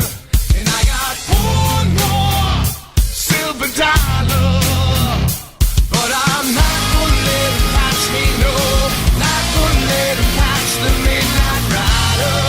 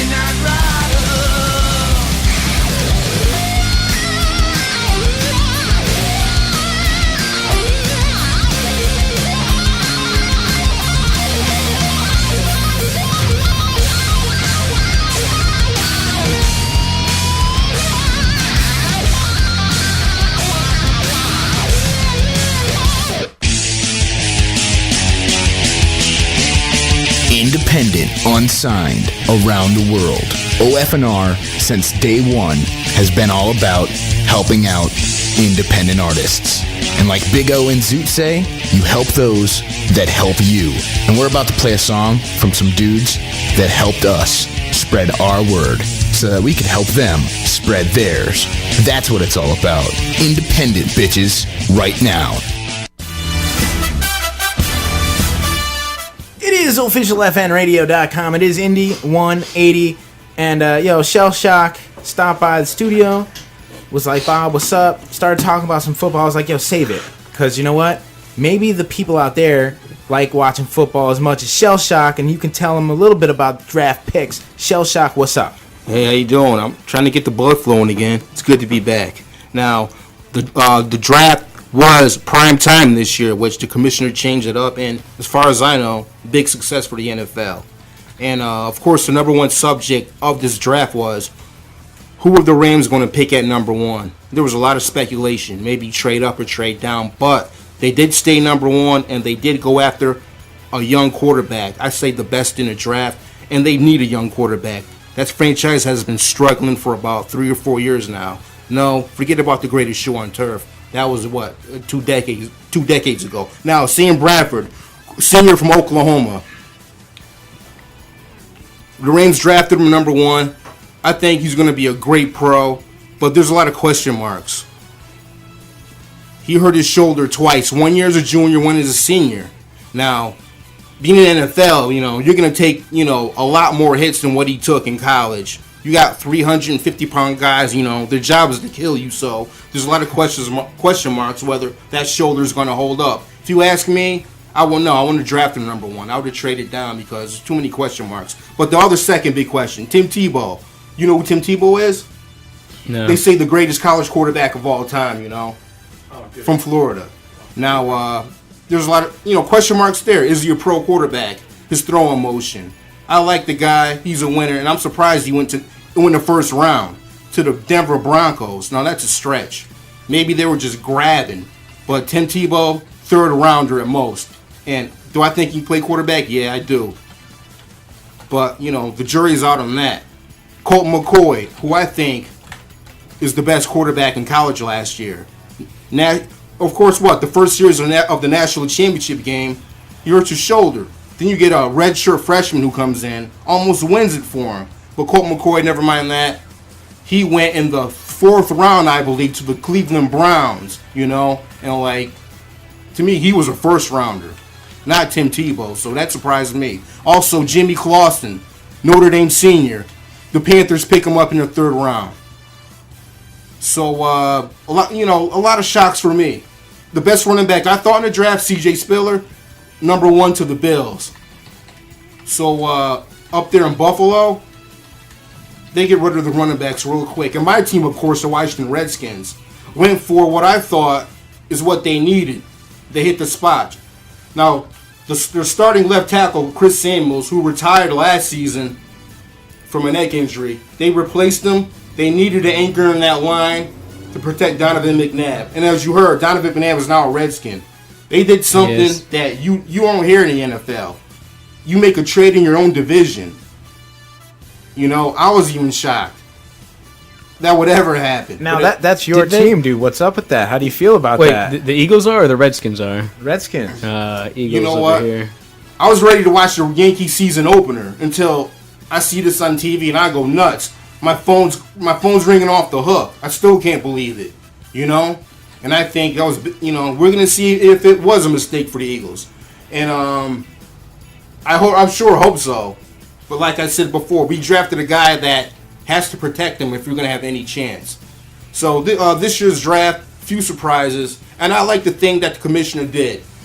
He took a gamble in this. Instead of your ordinary Saturday or Sunday draft, he wanted to compete with the big dogs. Major League Baseball, the season just kicked off. You got your Thursday night lineup shows, which get huge ratings. And far as I know, a big success for the NFL. And I think they're gonna keep this format. I would, And plus the teams, it gives the teams time to day one. Who you're gonna draft. Day 2, you can make deals with other teams. You got a whole day, and you can get things in line more, which works out for the teams also and for the fans. Especially on Thursday night, they made this a big event. You had the old NFL legends coming out there. I seen Joe Montana, Terry Bradshaw. I seen Lawrence Taylor, Jerry Rice. They all were there. That's something new I never saw in the draft, and I watch it every year. So I know you guys have a few questions. I know I got it. Is it true that they also the Redskins also got T.O.?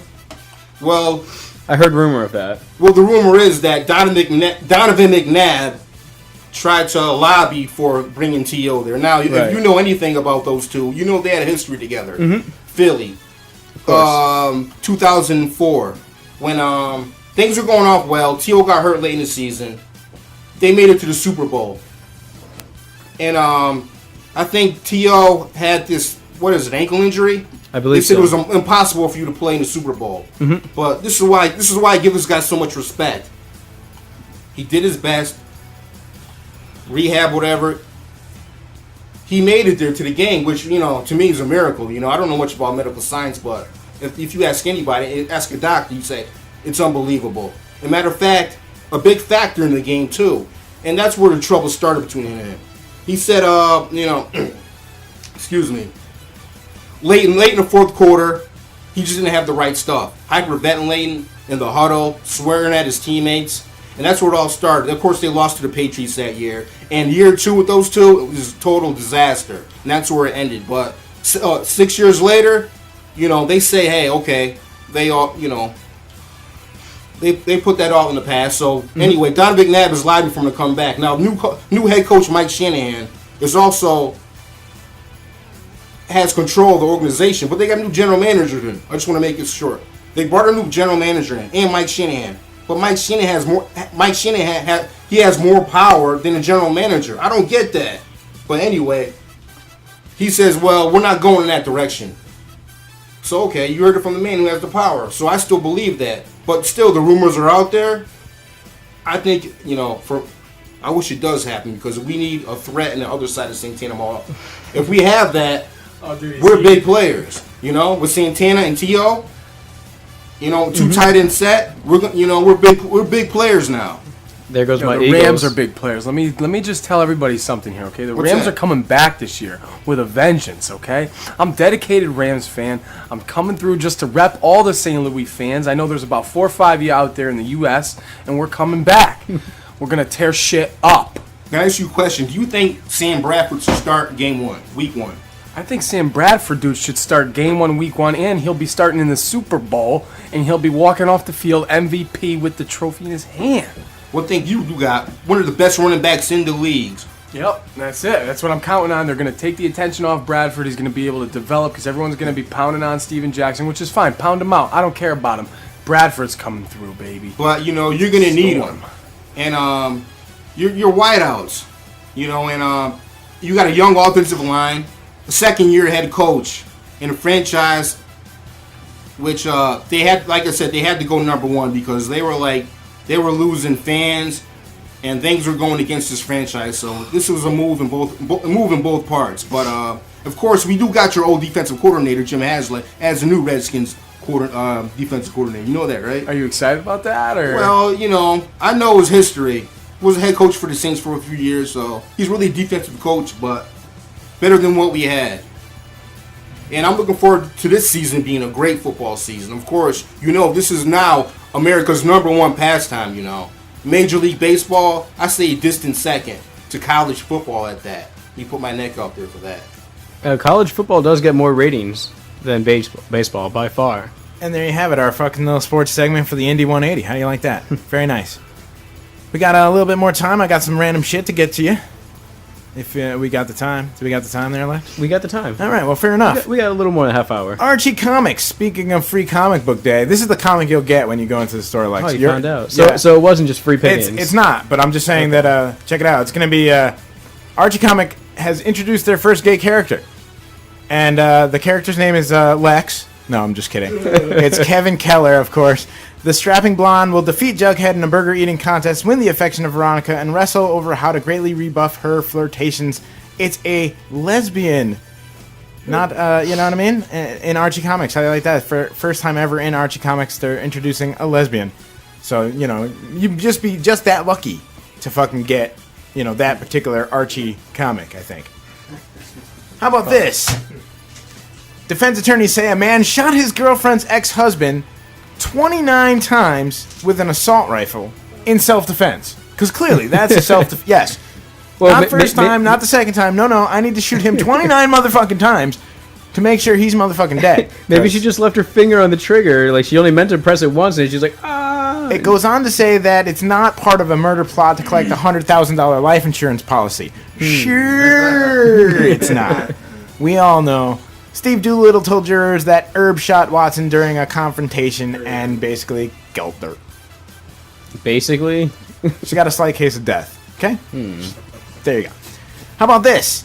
In Albuquerque, New Mexico, a flight from Los Angeles to Florida was diverted to Albuquerque early Friday after a passenger sprayed the first-class cabin with a water bottle, tried to open a cabin door, and threatened to blow up the aircraft.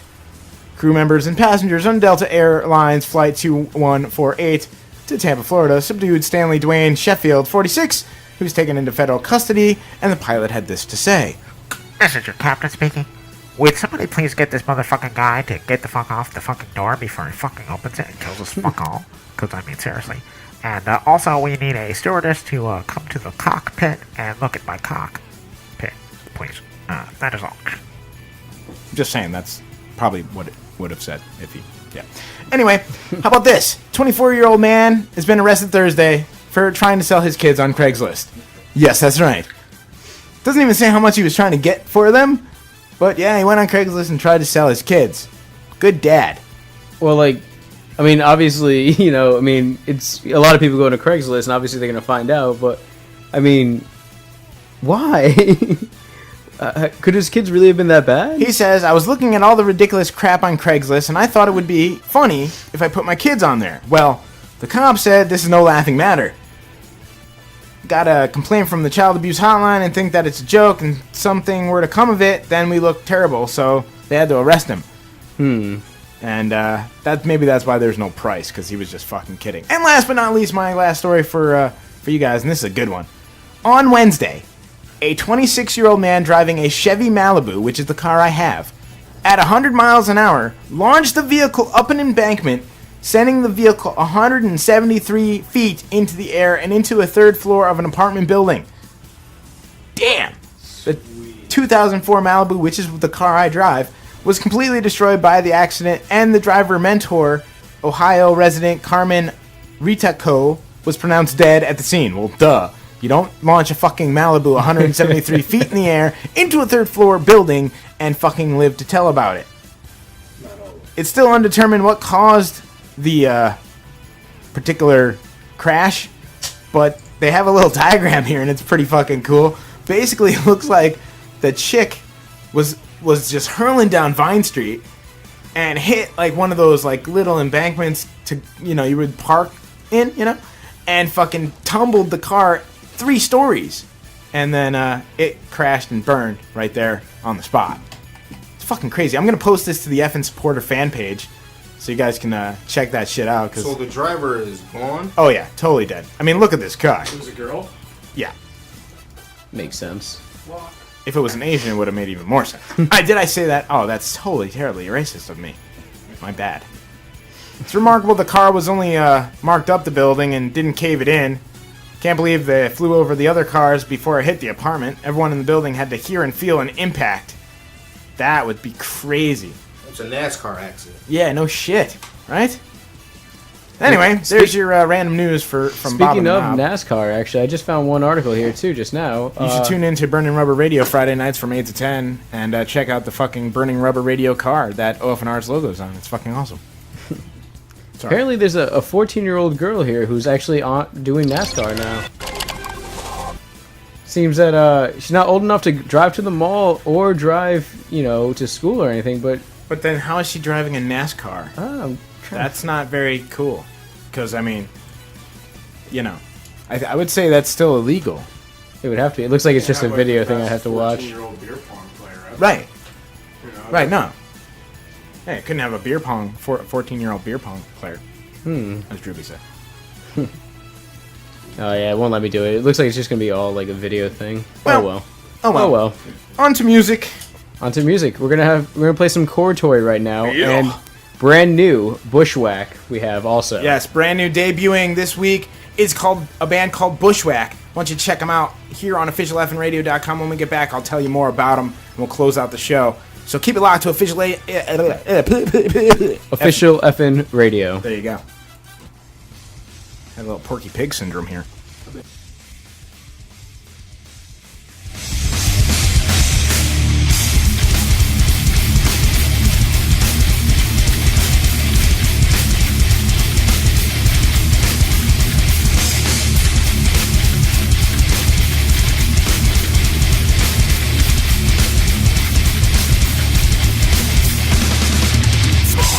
Right through the clock and I fed to the end. Swirling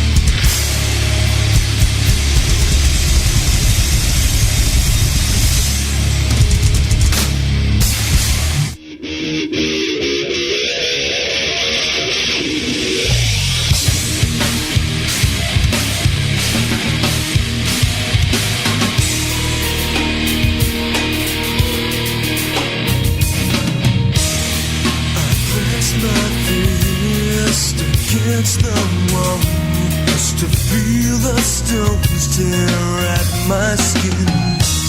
Is it really so wrong to wait for change when I've already given in? Slow down for me, 'cause I can't see why we fight to end where we began.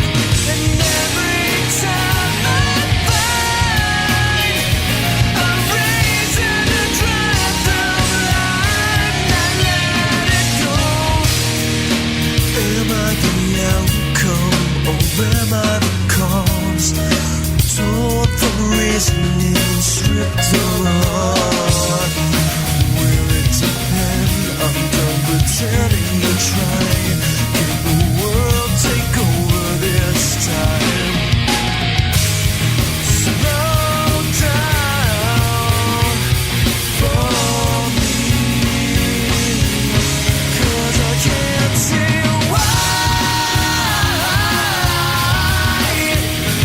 we fight to end where we began. And when I finally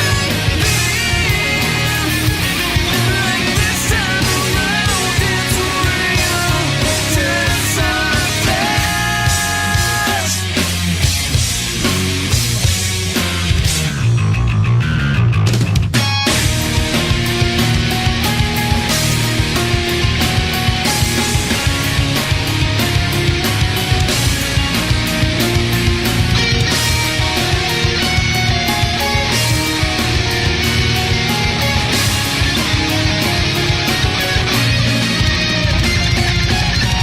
After this instance, I can feel it slipping through my fingers again. Resistance. From this persistence, I will shatter upon the very ground I stand. Feel why we fight to end where we began. And every time I find a reason to drive the line, I let it go. And I finally see the light of dawn on me. I'm on my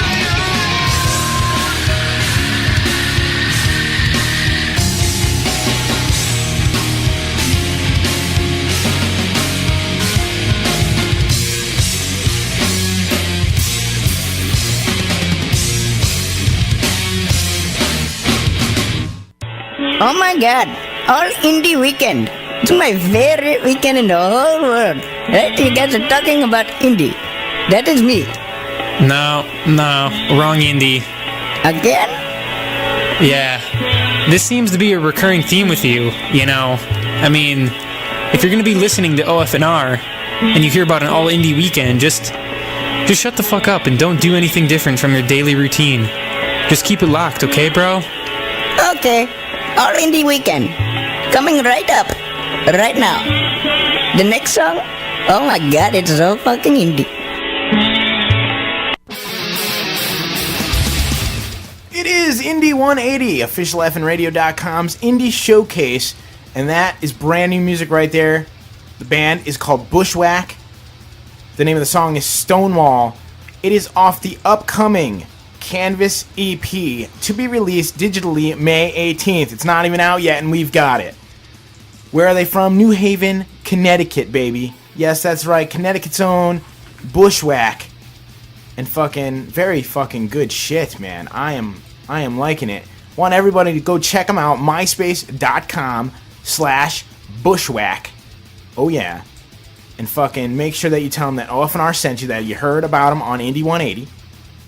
And like, just really kick-ass like presentation of the artwork and shit. When this comes out, you're gonna want to get a copy of it. So go check it out, myspace.com/Bushwhack.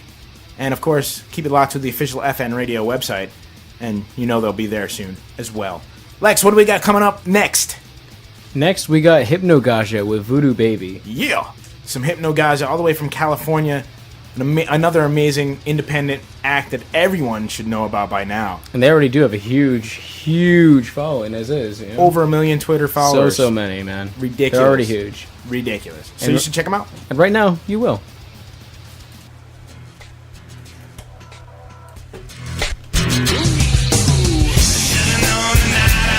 You will be my doom. Swear I heard the walls crying when you walked into the room. I should have been more careful when the black cat crossed my path. Cause just one look in your eyes and there could be no turning back. And now I get dizzy every time you come around. The room is spinning faster, but my feet are on the ground. No chains around me, but I can't seem to break free. You must have cast some kind of spell on me. You know you can make me do anything you want me to. No request is too taboo. You know all the things to say and make sure that I about Nerve Tonic? Anything familiar with them? Okay. 20 minutes?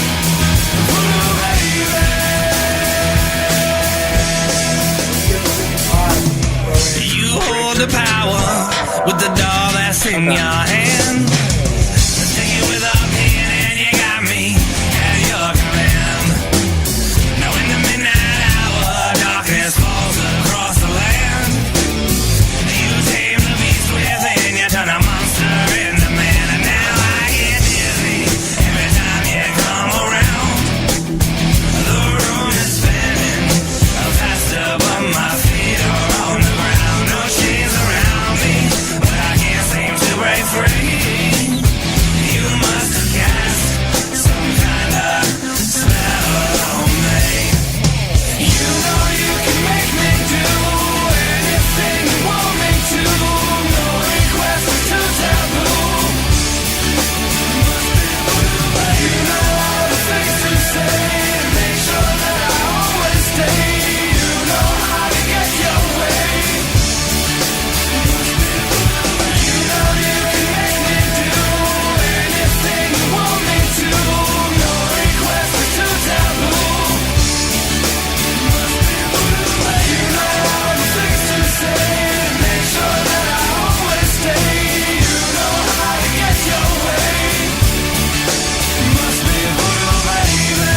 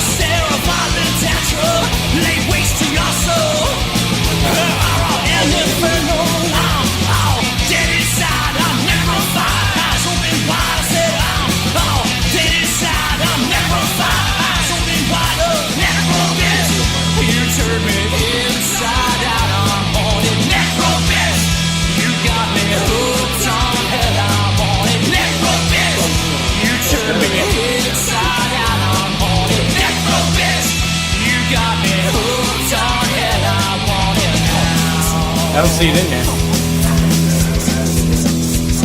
Her head was on, man, on deadly girl, deadly girl. I was reborn, man, reborn, oh, deadly girl. She devil killer, she Satan's own bride, she'll cut out your heart, turn murder into an old arm. Oh, dead inside, I'm necrophile, I'm so wide, I said, oh,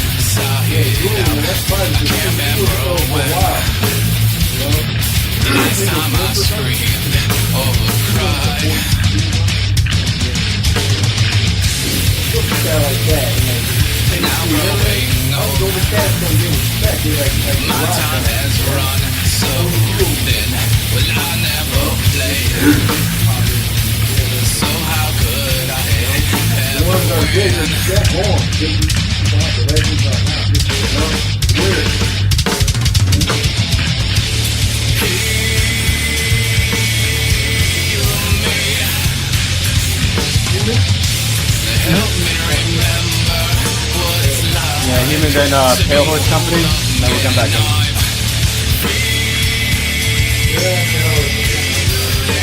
What's that? Yeah. Beginning to feel what it's like to be human, and I love it.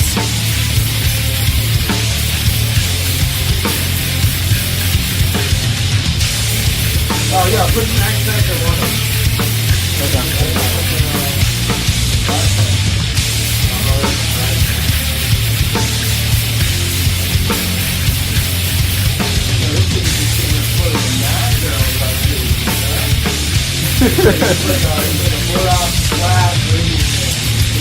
This is the girl I used to live with. My old roommate.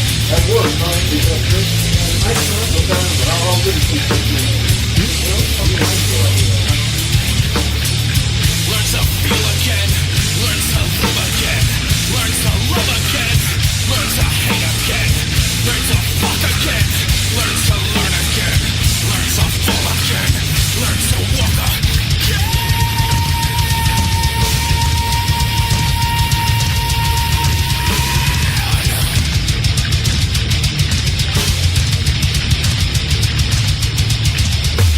Yes, we must learn to feel love again. Or being numb and alone. An empty void, a callous heart that's housed in a shroud of bone. Fall with me, grow with me, and then grow with me.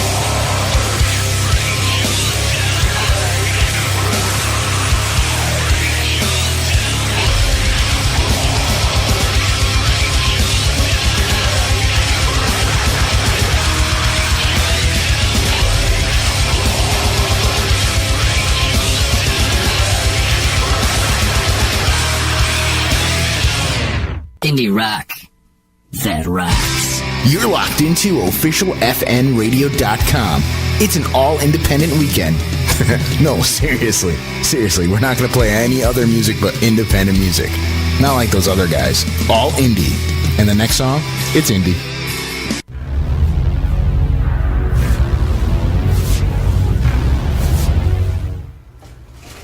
It is officialfnradio.com. Yes, the final countdown has begun to the end of the show. What a great fucking show it's been, too. I want to thank Before the Fall for calling in and getting through all that insanity earlier on in the show with the conference calling and it was crazy. Crazy. Good times, though. Great interview. Lots of wind tunnel. Yeah, lots of wind tunnel. Definitely check out Before the Fall, May 15th, Tammany Hall in fucking Worcester, Mass. The Artist of the Month is going on. You can vote right on officialfnradio.com. Go to the website and vote there. In the poll, it's Discipline X, Saints of Pain, and Tanadra.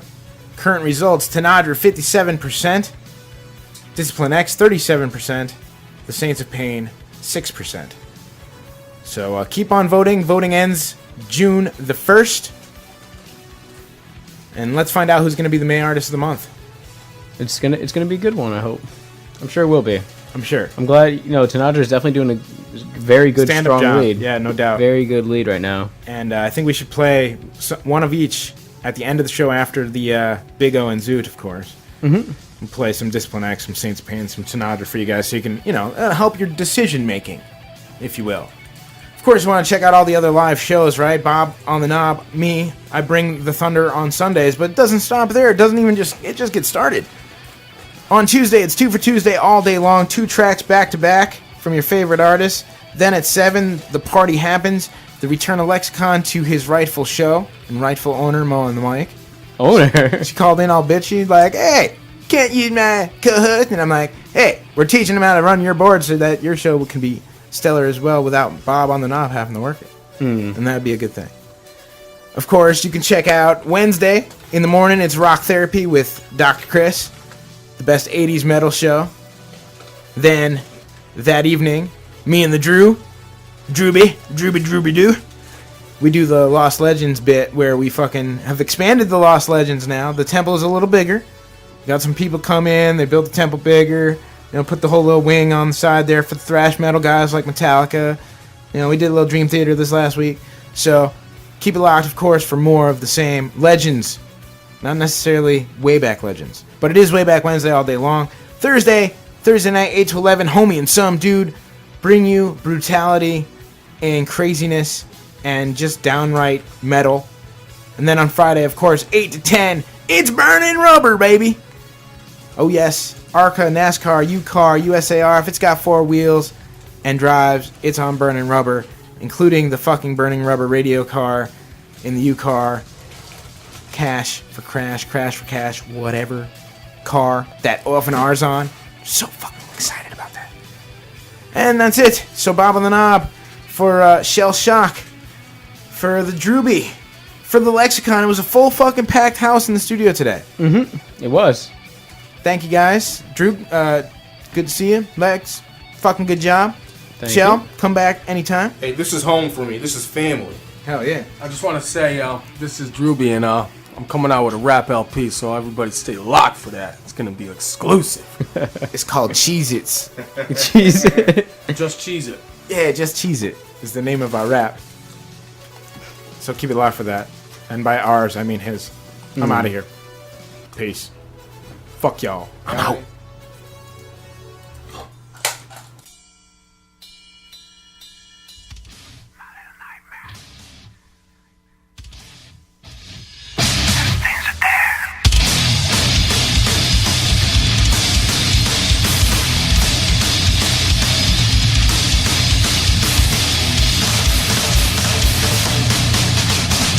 Little game of scratching, it's also accelerated. I can feel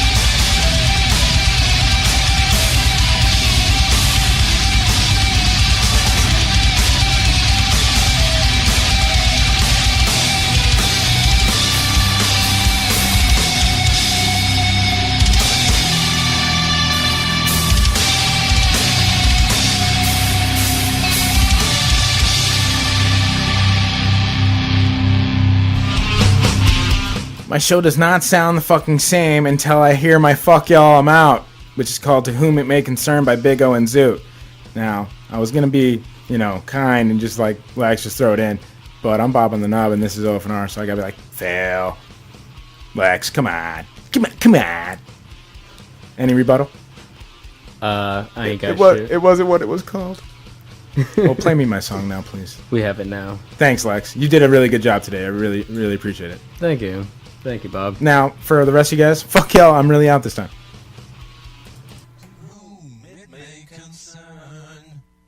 I'm writing this song for you. I've done all I can do. Fuck it, I'm through. Fuck y'all, I'm out. Finally found out what life's all about. Fuck y'all, I'm out. Tired of the shit coming out of my mouth, yeah. Fuck y'all, I'm out. Never gonna win, never thought I stood a chance, yeah. Fuck y'all, I'm out. I'm down for the count. If I wanted to die tonight, if I needed, yeah, to take my life, no one cares until I'm gone. Why has God done me wrong? Yeah, fuck y'all, I'm out. Finally found out what life's all about. Fuck y'all, I'm out. Tired of the shit coming out of my mouth, yeah. Fuck y'all, I'm out. Never gonna win, never thought I stood a chance, yeah. Fuck y'all, I'm out. I'm down for the count. I'm tired of trying to fix myself. I'm tired of playing the cards I've been dealt. I'm tired of living for somebody else. No joy in life, no pain in death.